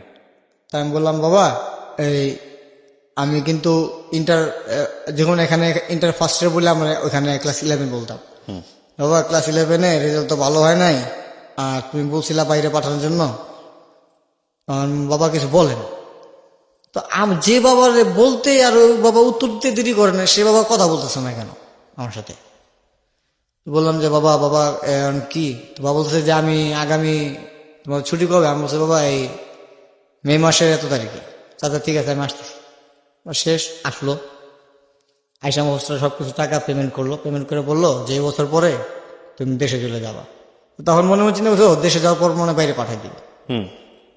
তো দেশে আসার পরের দিকে আমরা এই বাড়িতে, দাদা বাড়িতে, আর চেঁচামেচি আমার তো ভালো লাগে না, পেরেশান, আমি সারাদিনই বিরক্ত হই। তখন চিকেন পক্স হইলো, জন্ডিস হইলো। তখন আমার দাদুর একটু, আমার আর কি ছোট দাদু আর যে ছোট কাকা আমাকে প্রথম নিতে চায়নি, উনি বেশ ইনকাম করে। তো এক রাতে বাবা 34 লাখ টাকা নেয়, রোড করছে ডিস্ট্রয়। কিসের ডিস্ট্রয়? মানে রোড করছে, বৃষ্টি আসছে, পিচ ঢালাই। ও, সরকার তো আপনি সরকার থেকে টেন্ডার নিয়ে আসছেন, কাজ করে আপনি কমপ্লিট করবেন, সরকার সচিব আসবে, রোড দেখবে, ওখানে চেক সাইন হবে, তারপর আপনি বাংলাদেশ ব্যাংক টাকা পাবেন। হ্যাঁ, চেক পাবেন, আপনার লাভ সহ, সরকার আপনাকে লাভ দিবে, প্রফিট দিবে। ওই রাতে রেখে আসে, রাত্রে একজন রং করতে গিয়ে মিস্ত্রিও মারা গেছে, বৃষ্টিও আসলে বৃষ্টিতে পিচ যেটালে যে পিচও পড়ে গেছে।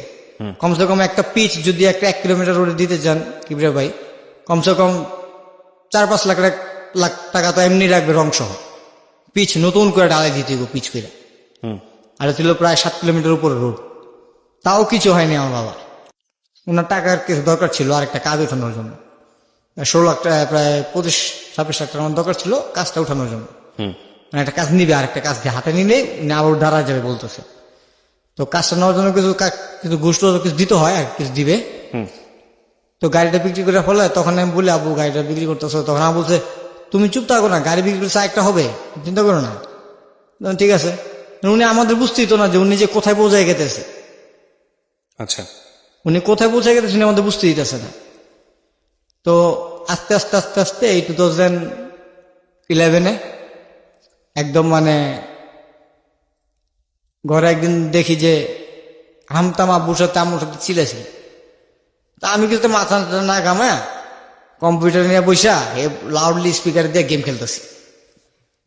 তো মা আইসা বলতেছে তুই কি খাবি না? আমিও খাবো না, আব্বু খাক। আব্বু খাইছে, পরে বলতেছে যে তো আব্বু খাইবো না, আব্বু অনেক টেনশনে আছে। কি হয়েছে আম্মু? তোমার তো আর ইন্ডিয়া যাওয়া হবে না, আর তোমার পড়ালেখা মনে এখন দেশেই করতে হবে। আমি মিলবই তো না, জুলিয়াস সিজার পড়ছি ক্লাস 7-এ, আর এখানে এসে দেখবো যে অক্সফোর্ডে মাত্র ক্লাস 9-এর প্লাবন পড়ছে জুলিয়াস সিজার। মা আমার দ্বারা হবে না। তো বলতেছে এখন কি হবে না আমি কিছুই বুঝি না, অনেক লস করছো, অনেক কিছু করছো, এখন তোমার আমি আর কিছু তোমার বাবা এফোর্ট করতে পারবো না। এই কথা শুনে তো বাবা আরো ফ্রাস্ট্রেটেড হয়ে যায়, মানে মার উপর খুব ক্ষিপ্ত। তো ক্ষিপ্ত পরে মানে আমি আব্বুরে বুঝাবো কি হয়েছে তুমি আমাকে বলো। বলতে তো পারো তুমি আমার, কিছু হয়নি। পরে দেখতাম কি যে বাবা আগের মতো নাই, চেঞ্জ হয়ে যাচ্ছে, অ্যাটিটিউড চেঞ্জ হয়ে যাচ্ছে। অ্যাটিটিউড চেঞ্জ হয়ে গেছে, আগের মতো নাই। যে ব্যক্তি আগে সকালে ঘুমে দিয়ে করতো, নাস্তা খেতো, বেরোতো, দুপুরে বাসা আসতো, একটু রেস্ট, আবার সন্ধ্যাবেলা যেত, রাত্রে বাসায় ফিরে যেত। অনেক সময় রাতে যদি বাসা না ফিরে ফোন দিত যে আমি ফিরবো না আজকে। ও তখনই দেখা গেছে বাবা মোবাইল নিছে 96-এর 95-এ মোবাইল নিছে। ওনার ফ্রেন্ড ওনাকে জাপান থেকে প্যানাসোনিক একটা মোবাইল গিফট করছে। তখন 60 টাকা মিটার লাইন ছিল। ফট করে আমি একদিন দেখি আমাদের এখানে ফলপট্টি আছে, ফলের বাজার আছে, তো দেখি উনি বসে গেছে। তা আমি কে বলতেছি যে বাবা কিছু টাকা হবে? তো বলছে কি যে কত টাকা? তুমি ঘর বলতে পারলাম না, এখানে আসছো। আমি কই এখনই লাগবো, একটু বাইরে যাবো। কয় কত টাকা? আমি বললাম যে হবে 3-4 হাজার টাকা হইলে হবে। যে আগের হ্যাবিটটা রয়ে গেছে, আমার একটা হ্যাবিট রয়ে গেছে আগের, যে তা না বলতেছে 3-4 হাজার টাকা। তখন উনি পকেট থেকে তখন 1,000 টাকার নোট না 2টা 500 টাকা বের করে বলছে আপাতত এটা নিয়ে যাও। আমি বলছি আপাতত নিয়ে যাবো। তাও উনি আমাকে মনে কষ্ট না দিয়া, মানে পাশে ফলের দোকান থেকে, ফলের দোকানদার থেকে কার থেকে, মানে উনি ঠিক আরো 2,000 টাকা নিল, নিয়ে এসে আমাকে দিল। নে পরে আমি নিয়ে আসলাম বসুন্ধরা সিটি আসলাম। একটা ফ্রেন্ড হইলো আর্সেন গেট থেকে, মানে আমাদের এলাকার পাশের থেকে একটা মেয়ে বন্ধু হলো। তো ও আস্তে আস্তে আমার সাথে একটু জড়াইলো, আমার একটা ব্যবহার দেখা, একটা দেখা। না, কিন্তু তখন কি আপনার বাবা কি বললো যে কি কি ঘটনা ঘটেছে? বাবা কেন কিছুই বলতেছে না, উনি কিছুই বলতেছে না। তো আমি আমার ওই ফ্রেন্ডকে নিয়ে একটু ঘুরি ফিরি, ওইদিকে যাই, বসুন্ধরা সিটিতে আসি, ছবি দেখি, ওকে নিয়ে একটু সারাদিন সময় দিই। এই ফাঁকে আমার ফ্রেন্ড যেগুলো ছিল ওগুলো সবাই বাইরে চলে গেছে। তা আমি যেতে পারতেছি না, আমার একটা মনটা খারাপ যে আমার বাইরে, আমি আমার বাইরে চলে যাই। তখন আইসা রাত্রে বলতেছি বাবা সবাই তো একজন লন্ডন চলে গেতেছে, কে অস্ট্রেলিয়া চলে গেতেছে, এখন আমার কি করতেছো? তখন বাবার কি কিছু না বললা ভাটাত খায়া ঘুমাইতে চলে যায়।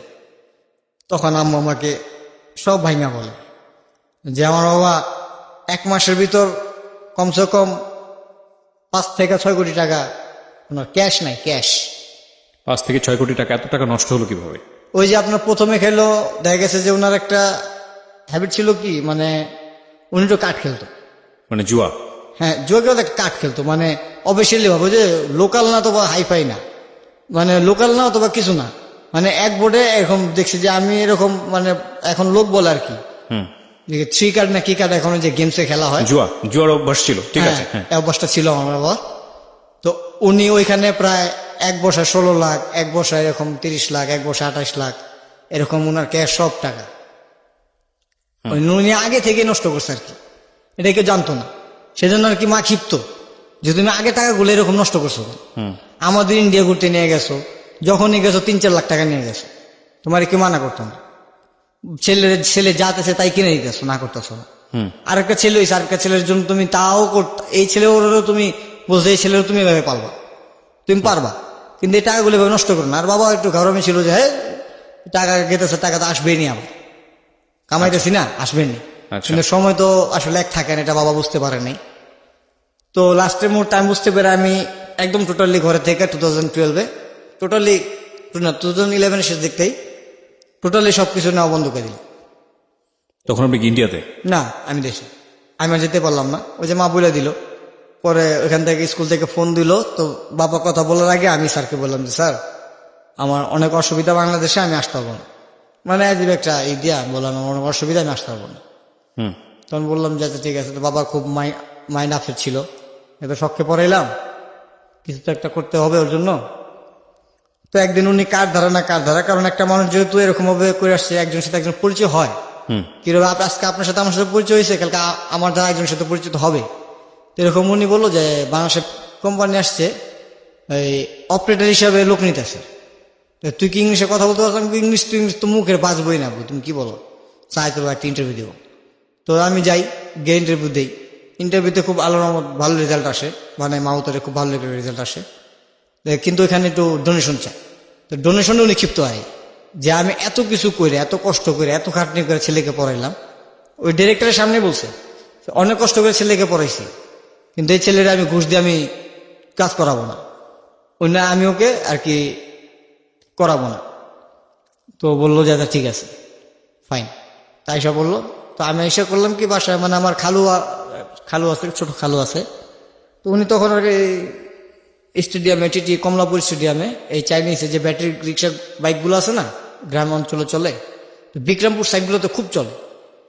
তো আমাদের এলাকার এক ভাই, উনিও দোকান দিছে, আর আমার খালু এক দোকান চাকরি করে। তো খালু চাকরি করতে করতে খালু এক্সপিরিয়েন্সে একটা দোকান দিয়ে বসছে। তো খালু বলতেছে আমারে, শাওন তুমি আমার দোকানে এসে বসো, তাহলে কাজও শিখতে পারবা, একটা এক্সপিরিয়েন্সও হবে, তোমার তো একটা ভবিষ্যৎ আছে। আমি বললাম ঠিক আছে, কবে আসতে হবে? কয়, তোমার যখন মন চায়, আমি কালকে চলে গেছি। তো মারা বললাম, মা আমি যাই। তো মা বলতেছে খাবি কি? আমি অসুবিধা দেবো না, খালু তো আছে। মানে কি আপনি লেখাপড়া ছেড়ে দিলেন তখন? হ্যাঁ, ছেড়ে দিলাম। এই মানে এটা কতটা বিশ্বাসযোগ্য যে যেখানে আপনাকে দার্জিলিং এ পড়াচ্ছে সেখানে রাতারাতি আপনাদের অবস্থা এতটা খারাপ হয়ে গেল যে আপনাদের দেশে পড়ার মতো অবস্থা ছিল না, নাকি দেশে- আপনি পড়াশোনাই করলেন না? কোনটা আসলে? আসলে আমি পড়াশোনা করলাম না। এটা আপনার বাবা মেনে নিবে? আমি বাবা আমাকে বলছে যে তুমি এখানে পড়তে পারো। আমি বলছি যে না, আমি আর পড়বো না এখানে, আচ্ছা, আমি দেশে পড়বো না।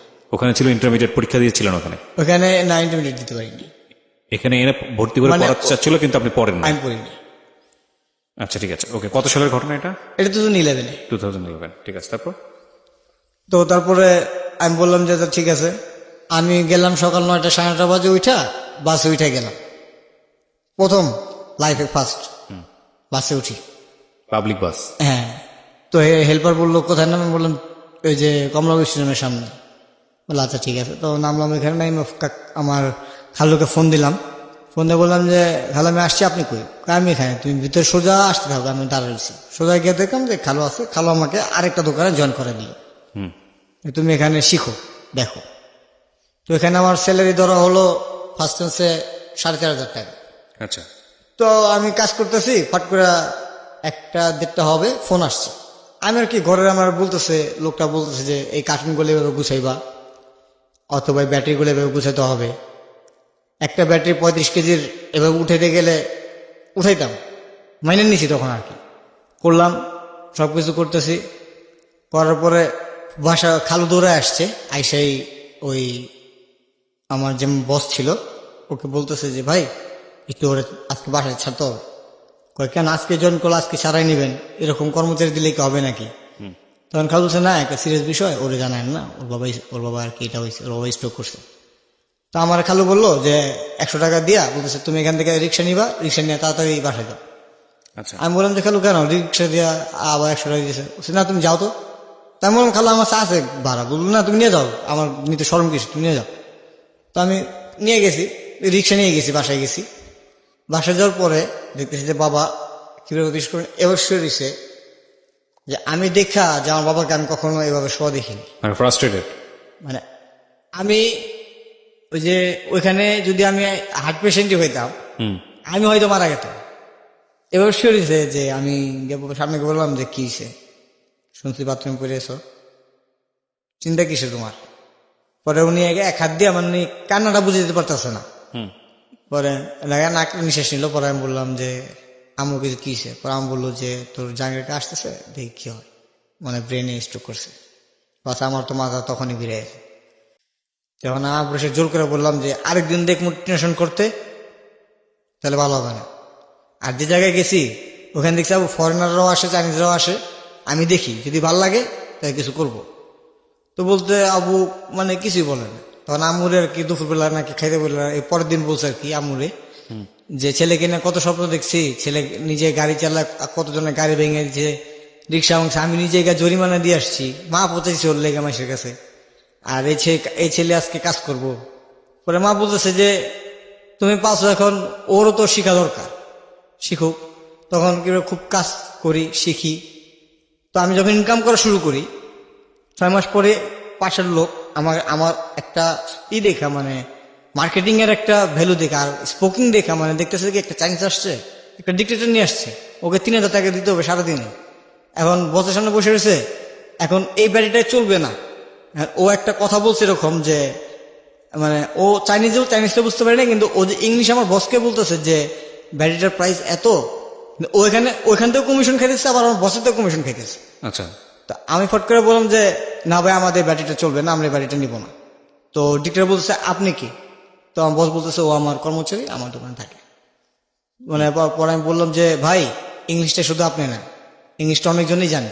এখন ভ্যান গ্যারেলার ABCD পারে, 1 2 3 পারে মোবাইল টিপতে টিপতে। পরে বলছে আপনি ইংলিশে কথা বলতে পারেন? হ্যাঁ বুঝতে পারি, কথা বলতে পারি, কোনো ফ্যাক্টই না। পরে বলতেছে আচ্ছা ঠিক আছে, আমাকে সে এরকম করেন না। পরে পাশের এক ইম্পোর্টার আমাকে বলতেছে পরের দিন, উনি আমাদের এলাকায় পাশেই থাকে, আমি আগে জানতাম না। তো কবির ভাই বলে রাখা ভালো, খুব খুব একটা অমায়িক মানুষ। উনি রানিং আমাকে বলতেছে শাওন তুই আমার দোকানে চাকরি করবি? আমি বললাম ভাই আপনার দোকানে চাকরি করবো, আর দোকানে চাকরি ছেড়ে দিয়ে বেতন দেয় কত? আমি 4,500 ভাই। কাউর খরচ, গাড়ির ঘরের খরচ কিছুই না ভাই। কিছুই দেন? আমি কই না। তো আমার দোকানে সব 5,000 টাকা চাকরি বেতন দিব, আর একটা গাড়ি বিক্রি হইলে 100 টাকা কমিশন তোর, আর পার্টি যদি তোর কিছু দেয় এটা পার্টি দিলে দিল, না দিলে না দিল। আমি ঠিক আছে ভাই, আর যাতা দিল তোর সাথে আমার সাথে একসাথে, তো গাড়ি ভাড়া লাগবো না। আমি থাকি জুরাইন, তুই থাকবি পোস্তগোলা, পাশাপাশি। জুরাইন থেকে হাইটা বাসায় চলে যাবি। তো এরকম করতে কি প্রায় 2013 আসলো। আমার কাকারা আমার বাবার সাথে খুব মিসবিহেভ করে, খুব মিসবিহেভ করতে থাকে। তো এক পর্যায়ে এরকম চলে যায় কি ভাই, আসলে আব্বু একটু দুপুরে ঘুমাইতে যেত। একটা মানুষ একটা পর্যায়ে থেকে এভাবে কেন করে আপনার বাবার সঙ্গে? মানে ওই যে বাবা বলছিল যে বাড়িটা তো আর কি করছি, যেহেতু বাইরা তোরা থাকবি না, তোরা 3 জন আছো, আমরা 4 ভাই, যেহেতু 4 বাড়ি করছি, তোরা 3 ভাই থাকিস না, আমি তো দিনে চলে যাবো, একটা কথা বলা হয়েছিল আর কি। কিন্তু যেতে পারে না বলে মিসবিহেভ শুরু হয়। তো আমি মিসবিহেভটা শুরু, আর আমাদের ফ্ল্যাটটা তো করছে আব্বা একদম আর কি 4 রুমের একটা ফ্ল্যাট, আবার অ্যাটাচ বাথরুম, সাথে একটা অ্যাটাচ টেরিস গার্ডেন। মানে দাদার বিল্ডিং ভাঙা হয়নি, দাদার বিল্ডিং এর সামনে বাবা দোতলার উপর একটা গার্ডেনের মতো করছে আর কি।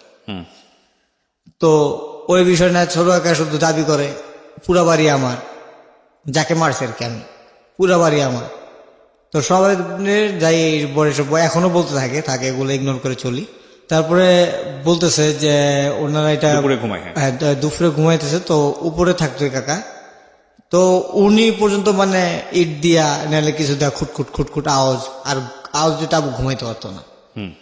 তো করলো কি, এলাকায় ভিতরে নতুন একটা বিল্ডিং উঠতেছে, তো আবু বাড়ি এলাকায় বললো যে আমি ভাড়া আসতে চাই, ভাড়া হবে নাকি? লোকটা জানে না যে আমাদের বাড়ি আছে, তো লোকটা ভাড়া দেয়। লোকটাও বেশ ভদ্রলোকই, ভাড়া দেয়। নতুন আমাদের এলাকায় আসে প্রবাসী, ভাড়া দেয়। তা আমরা উঠি, তো নিজের বাড়ি ছেড়ে আরেক বাড়িতে উঠলাম। তো একসময় ভাড়া বাইরে যায়, 2 মাসের ভাড়া বেজে গেল, কিন্তু মান্থলি কিছু টাকা আসতে থাকে, সাইড থেকে কিছু টাকা আসে। আবুর শুভাকাঙ্ক্ষী আছে কয়েকজন, সাইড থেকে টাকা দেয়। তো লাইসেন্সটা ছিল তখন আর কি।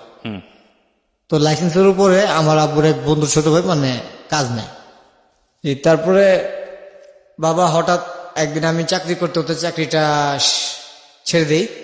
চাকরিতে বেশ ইনকাম হয় আমার, ভালোই কামাই। আর একটা কথা বলি এখানে, মাঝখানে একটা কথা বলি আমি, যারা শুনতেছে অথবা অনেকজন শুনতে পারে অথবা শুনতে চেতেছে না, আসলে টাকা যখন কামানো, একটা পুরুষ যখন টাকা কামায় তখন তার চিন্তা করা উচিত যে তার কিছু হইলেও কিছু রাখা উচিত। সবকিছু যে ছড়ায় বিটা শেষ করে ফেলবে তা না, কিছু হইলেও তার নিজের জন্য, নিজের স্বার্থের জন্য কিছু রাখা উচিত, আমি এখন যেটা বুঝি। তো এরকম অনেক টাকা কামাই, কিন্তু কি করে, ওই যে টাকা আসছে 5টা মুরগি কিনছি, দেখা হয়েছে।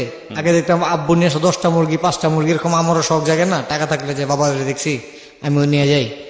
তো একদিন 5টা মুরগি কিনছি, বাবা হঠাৎ পুরো চেঁচামেচি, কেন কিনতে যাওয়া, তোমার পকেট খরচ চলে নাকি? আমি বলছি বাবা আলহামদুলিল্লাহ আমার পকেট খরচ ভালো চলে। মিথ্যা কথা বলবো না, আমার মনে হয় পার মান্থ যদি 5,000 টাকা বেতন হইতো, আমি পার মান্থ 25 থেকে 35,000 টাকা মনে আমি এমনি ইনকাম করতাম। কাকাদের সাথে মিল হলো না, বাবা বাড়ি ছেড়ে দিল, শান্তিতে ঘুমাইতে পারে না। তো বাড়ি ভাড়া আটকেল 2 মাস। তো এলাকায় কিছু কুনিটিক থাকে না, তো আমার কাকা তো খারাপই আর কি 2টা।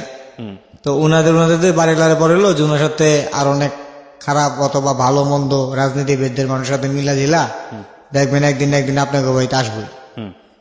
তো লোকটা দেখলো অবশ্যই ওনার ফ্রেন্ড রাজনীতিবিদ থাকতে পারে, আসতে পারে বাসায়, এতে দোষ নেই, তো কারো দোষ না, কোনো আসামি তো আসেনি। জি। তো তারপরে এরকম দেখে লোকটা একদিন বলে ভাড়াটা, তা আবু বলছে যে এক কাজ করেন ভাই, কয় না ভাই বলেন, ভাড়াটা আপনি আমার থেকে 2 মাসের চাইবেন, 1 মাসের না, 5 মাসেরটা একবারে নিবেন। আমাদের সিস্টেমে ছিল একবার, ওই যে 5 মাসের টাকা একবারে নেন, 10,000 টাকা জমিতে 5 মাস 50,000 টাকা নেন, নিয়ে যান আপনি। তারপরে আমরা থাকলাম এখানে 6 মাস। 6 মাস থাকার পরে একদিন বিল দিল। পরে লোকটা এসে বলতেছে যে ভাই আপনারা আমাদের বাড়িটা ছেড়ে দেন। আমার এক আত্মীয় আসবে, ওরে বলে রাখছি, ওরে আমি ফ্ল্যাটটা দিই, একটা মিথ্যা কথা বল আর কি। আচ্ছা, পরে বাবা বুঝাও না বুঝার বান্ধবীরা বলে আচ্ছা ঠিক আছে অসুবিধা নেই, এক রাতের ভিতর এলাকার ভিতর বাড়ি যোগান আমার কোনো একটা কথা বলে আর কি। আমাদের সকালে বলে যে আমি চলে যাই, রাত্রে এসে দেখি এই বাড়িতে ঢুকতে নেই, বাইরের দাঁড়ানো বলে ভাই আপনি তো বাড়ি ছেড়ে দিছে, ওই পাশে চলে গেছে। ফোন ঘুরে আমু কিলো বাবা এই বাসা এসে পড়ে যে এই লোকের বাসা। বুঝছো কেন? এই ভাই সাথে দিয়েছে তো বাবার সাথে জানি কি। ঠিক আছে থাক, কোন ঝামেলা জড়ায় লাভ নাই, চাকরিজীবীতে আছি। দেখে আগের দিনটা তো আমারও মন চেয়ে আমার ছোট ভাইটা কিছু পাই নাই। আসলে আমার ছোট ভাইটা কিছুই পাই নাই আমাদের অনুযায়ী। কালকে বার্থডে গেছে, 100 টাকা ছিল পকেটে দিছি কেক খাইতে, মানে ও কিছুই পাই নাই। আমি চিন্তা করে ওই বাইরেলা কি বলছে না বলছে কোনো কিছু তো মাথায় কামাই না।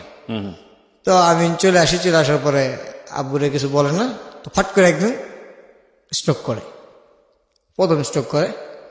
তো আমি খুব ঘাবড়াই যাই, মানে আমার বাবা আমার কোলে স্ট্রোক করছে, মানে উনি স্ট্রোকের অবস্থায় বলতেছে যে একটু আস্তে ধীরে যা। আমরা গাড়িটা চলতাম তখন আমার বাবার আমি সিএনজিতে নিয়ে যাই, জি, যেখানে আমার একটু জ্বর আসলে ছোটবেলা আমি শুনছি আমার মা বলতো যখন বাবা মারা গেছে কান্না করে বলছে তোর একটু হাত জ্বর আসলে তোর বাপে দৌড়া নিয়ে এমর খান স্যারের কাছে গেত ধানমন্ডিতে তোরে, যে স্যার আমার ছেলের ঠান্ডা লাগছে না জ্বর লাগছে। মানে এখন এখন মনে পড়ে থাক সব কথা। তারপর বাবাকে মিটফোর হসপিটাল নিয়ে যাই, তখন পালস ছিল 5। আমার তো একটা পালস কম, মানে প্রচুর কম পালস। 5, অনলি 5। মানে আমি ভাবছি যে এটা মানে হারা ফেলো, মানে এরকম। আর আল্লাহর কাছে আমি আল্লাহর কাছে কি চাবো আর আমি কাছে কি চাবো, মানে আমার তো হাত পা সবই কাঁপতেছে যে আমার এটাই সব সম্পদ, এই চলে গেলে তো আমার জীবনে আমার এখন করুমটা কি আর কি। পরে ফট করে দেখি যে না বাবা সুস্থর দিকে দেখলাম, রাত্রে ডাক্তার এসে সুস্থ দেখলো, তো বললো না ঠিক আছে অসুবিধা নেই, কিন্তু 1 সপ্তাহ রাখবো আমরা ট্রিটমেন্টে। তো 1 সপ্তাহ থাকলো, এর 1 মাস না যেতেই আবার সেকেন্ড স্ট্রোক করলো।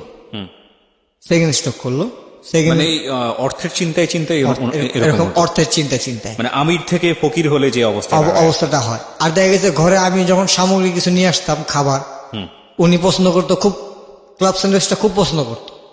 আমি দেখতাম অনেক সময় ডিসেন্ট থেকে অথবা কোনো ভালো একটা আমাদের যাত্রাবাড়িতে শহীদ পার্ক রোড আছে একটা, ওইখানে 90 ডিসেন্ট আছে, ওইখান থেকে পিৎজা নেওয়ার জন্য একটা স্যান্ডউইচ, আর ছোট ভাইয়ের জন্য একটা কেক, 4-5টা কেক, মানে দেখ সারাদিনে 1500 টাকা 2000 টাকা ইনকাম হয়েছে, ওই 1000 টাকা এখানে আর কি কেনাকাটা করছে। কোনোদিন খালি হাতে বাড়িতে ফিরতাম না, বাবা এটা ফলো করতো। তো একদিন একটা দুর্ঘটনা ঘটাই আমি, তো ঘটনার পরে বাবা খুব রাগ হয়ে আমারে বলে চাকরি টাকরি করা লাগবে না। আমি বললাম আচ্ছা ঠিক আছে, আর করি না। তো করে আসার পরে সেকেন্ড স্ট্রোক হইল। সেকেন্ড স্ট্রোকের সময় আজব ঘটনা, উনি একা হাইটা গেছে।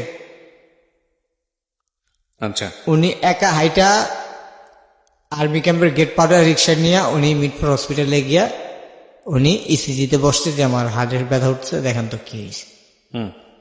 ডাক্তার বলছে আপনি তো স্ট্রোক করে ফেলছেন, আপনি আসলেন কিভাবে, আপনার সাথে কি আসছে, কাউরে বলে না বলে আসছে।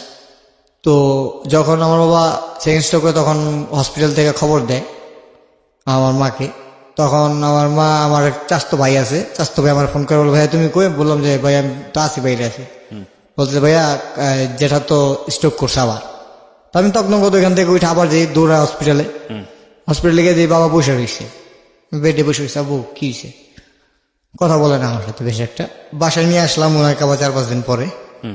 তো ডাক্তার একদম সাফ, আপনি সিগারেট ধরতে পারবেন না, আপনার চাটাও বেশি খেতে পারবেন না। আচ্ছা, স্মোক করতো? হ্যাঁ, আবু একটা বলতে গেলে চেন স্মোকার ছিল। আচ্ছা, ডাক্তার না করে দেওয়াতে তো আমার কাকা, সবাই তো আর একরকম হয় না, তো দুষ্কাকার আর কি, যারা সৎ কাকা বললেন তাদেরও আপন বলতে হবে। তারা এখন একটু ভালো, আমাকে যদি আমি 3 বেলা 2 বেলা খাই তো আমার ওই সচ্চাচারে আমার খাওয়াইতেছে আর কি বলতে গেলে। আমি বলি যে কি করতে কি করা যায়, তুমি একটা কিছু করো, এভাবে চললে হবে আবু, তুমি একটা অপারেশন করাও, কি করো, কিছু হবে না, চিন্তা করো কেন।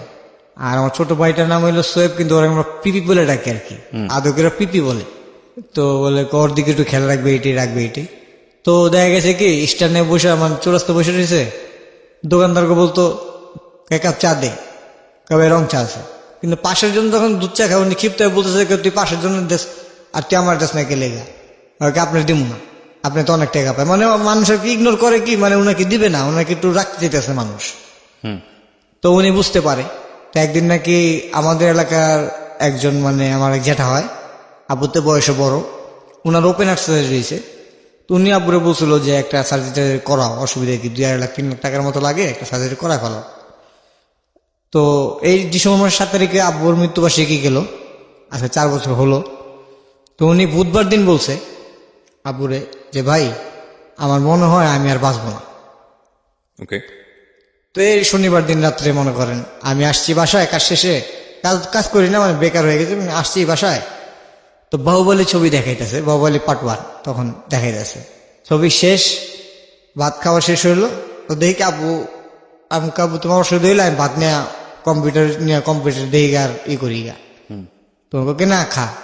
ওই জন্য বাবার শেষ কথা ছিল, খাইলাম, খায়া ওখান থেকে বের হলাম, বের হইয়া সর্বোচ্চ 15 মিনিট, কি বের হয় সর্বোচ্চ 15 মিনিট একটু কুলি টুলি করে পানি টানি খাইছি, মেন ডোরটা দেখলাম লাগাইছি কিনা, কারণ নিজের সবাই ভাইটা বাড়ি আরেক বাড়ি চেক করে আমি মাত্র বিছানায় এসে, আমার ছোট ভাইটা তখন 4 বছরে, ও মাত্র আর কি আমার সাইডের ওর একটু সাইড করে দিয়ে কম্বলটা দিলাম, দিয়ে আমি মাত্র সাইড দিয়েছি। এর ভিতরেই ফাট করে মানে একটা আওয়াজ আসলো, করে একটা আওয়াজ আসলো, কানটার ভিতরে এরকম ভাবে লাগলো যে ওই ঘর থেকে তো, আর আমু চিখে দিছে, সাথে সাথে ওই ঘরে যাওয়ার পরে মানে বাবা এক পাল দিয়া মানে কোলে, মানে ধরছিও না কিভাবে যাবো কি হয়েছে। তো বলতেছে যে উনি, আপনি দেখলে বুঝবেন উনি এভাবে বসছে ভাই, স্ট্রোকের ওই ঘরে আইকে গেছে, মানে শেষ আর কি। বলতেছে যে কই পিপি কোথায়, ছোট ভাই, আমার ছোট ভাইকে আদর করে পিপি বলে, যে ও কোথায়, ও কোথায়, আমি বলছি আসলে তো ঘুমা রয়েছে। মানে ফট করে আমার কাকা ফোন দেই, কাকা এই অবস্থা, হসপিটালাইজ করতে হবে। কাকার সাথে সাথে দৌড়ায় আসে, সব কাকে আসে, আইসা নিয়ে যায়, হসপিটাল নিয়ে যায়। নিয়ে যাওয়ার আমি গেছি আব্বুর সামনে, তো ডাক্তার আইসা পালস 13-14 দেখতেছে।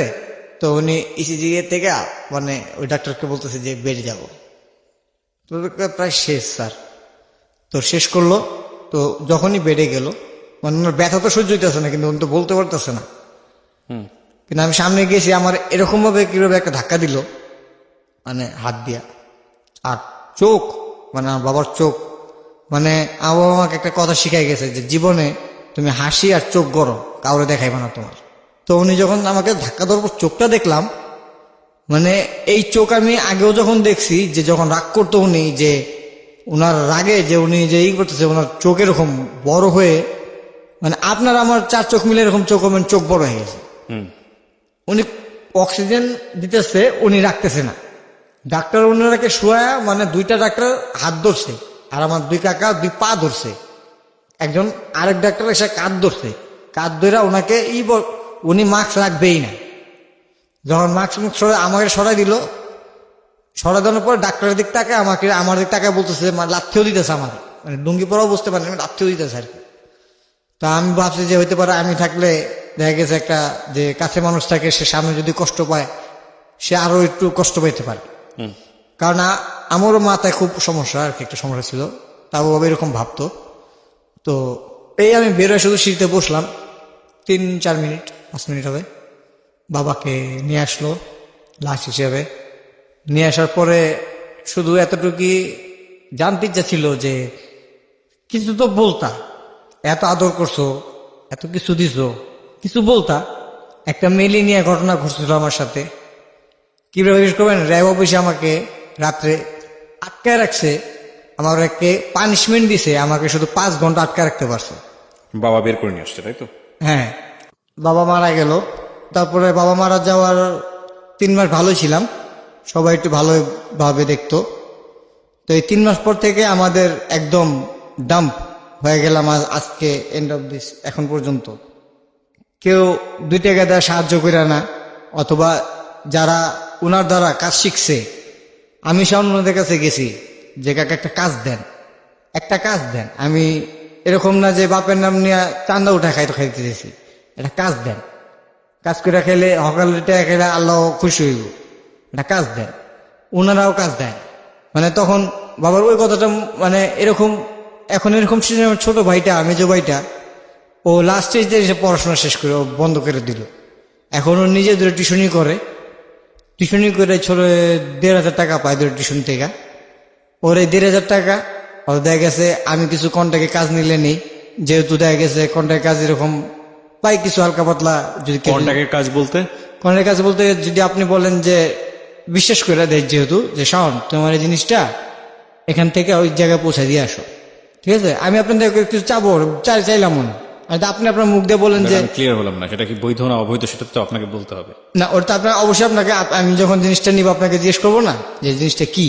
তো তখন এরকম দেখা গেছে কেউ এরকম, আমার অনেক একটা ভাই আছে, ও একটা ফার্মে আছে, ফার্মে চাকরি করে। তো আমাকে অনেক সময় বলতো যে একটা গাড়ি ঠিক কর, ওই ট্রলি নিতে হবে, খাবার ভুসি নিতে হবে।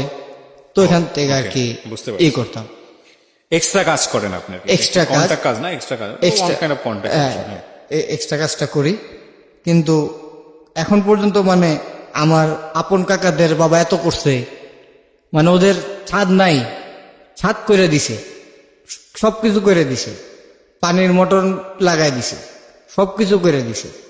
কিন্তু ওই বাবার মিলাদ পড়াবে, আমার কাকা আমারে বলতেছে সবার সামনে, মানে আমি মহল্লার এক দোকানে আমি সদাই নিতেছি, আসিস মিলাদ আছে, আর আমার তো খেলা আছে, আমার তো বাবা গেছে, কিন্তু উনার খেলায় যে উনার জাজকা উনার বাবার মৃত্যু আসে উনি যায় না উনার বাবার কবরস্থানে, মানে এতটুকু মিলাই।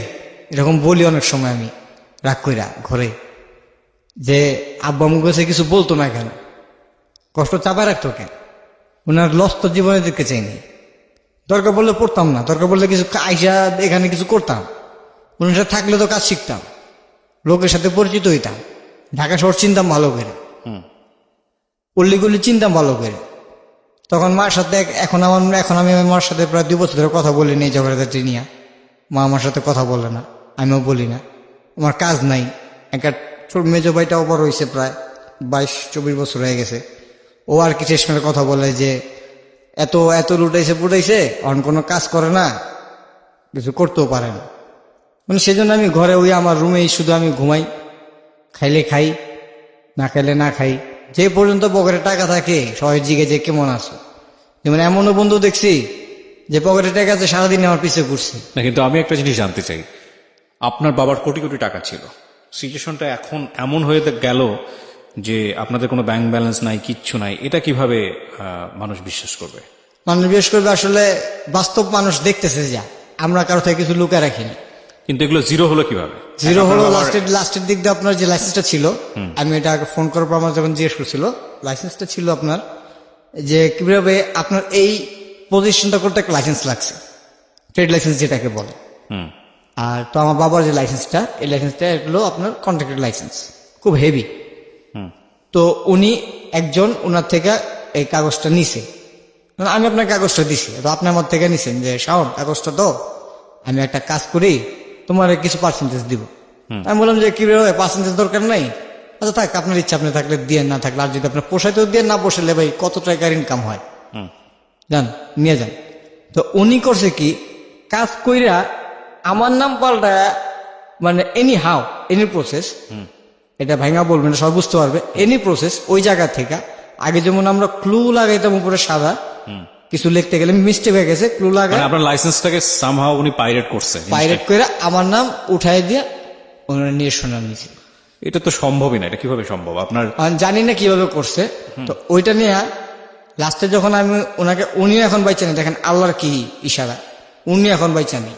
উনি আমার বাবার পা ধরে কান্না করতেছে আর বলতেছে যে আমি আপনার সাথে অনেক বড় অন্যায় করছি, আমারে মাফ করে দেন। একটা রঙের কাজ নিয়ে আর কি ঝগড়া বিবাদ, কি মানে ছোট ভাই ছিল আর কি হিসাবেই, মানে ওরা বলছিল এই রং এই রং কর, আর কাগজটা কিন্তু ঠিক মতো রাখিস, ট্যাক্স কিন্তু ঠিক মতো দিস, কারণ যেহেতু নামটা আমার উপর, তো ট্যাক্সও দেয় নাই।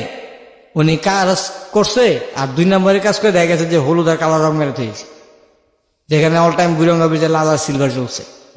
এটা মানে যেহেতু আপনার ছোটবেলা যা থাকেন তো দেখবেন এরশাদের আমল থেকে লাল আর সিলভার এরকম চলছে। তো আবু বললো ওনা আর কি, আবু আমার সাথে শেয়ার করছিল কথাটা। তো ওই লোকটা এখন জীবিত নাই, মারা গেছে। উনি বাড়ি উনি আমি বলতে পারবো যে আমার বাড়ি করতে পারছে, উনি বাড়ি মাত্র পাইলিং করছে, উনি মারা গেছে।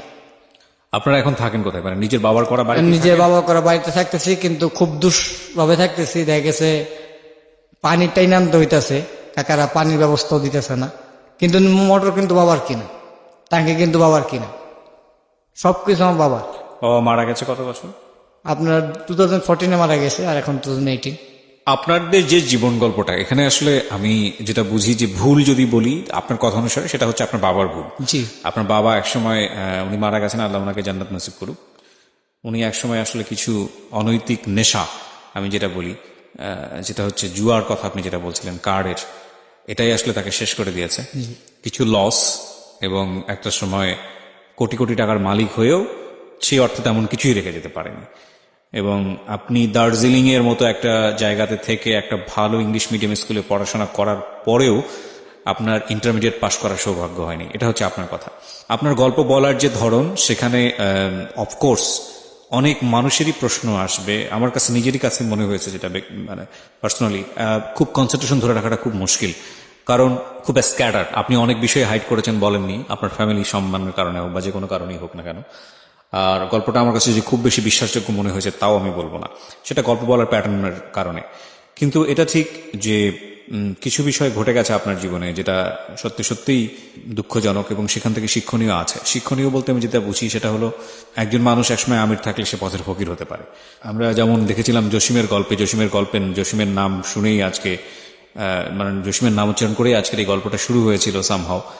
এবং শেষে এসেও তার কথাটাই বলতে চাই, কারণে যে জসিম যেমন জিরো থেকে হিরো হয়েছে, তেমনি এরা হিরো থেকে জিরো হয়েছে।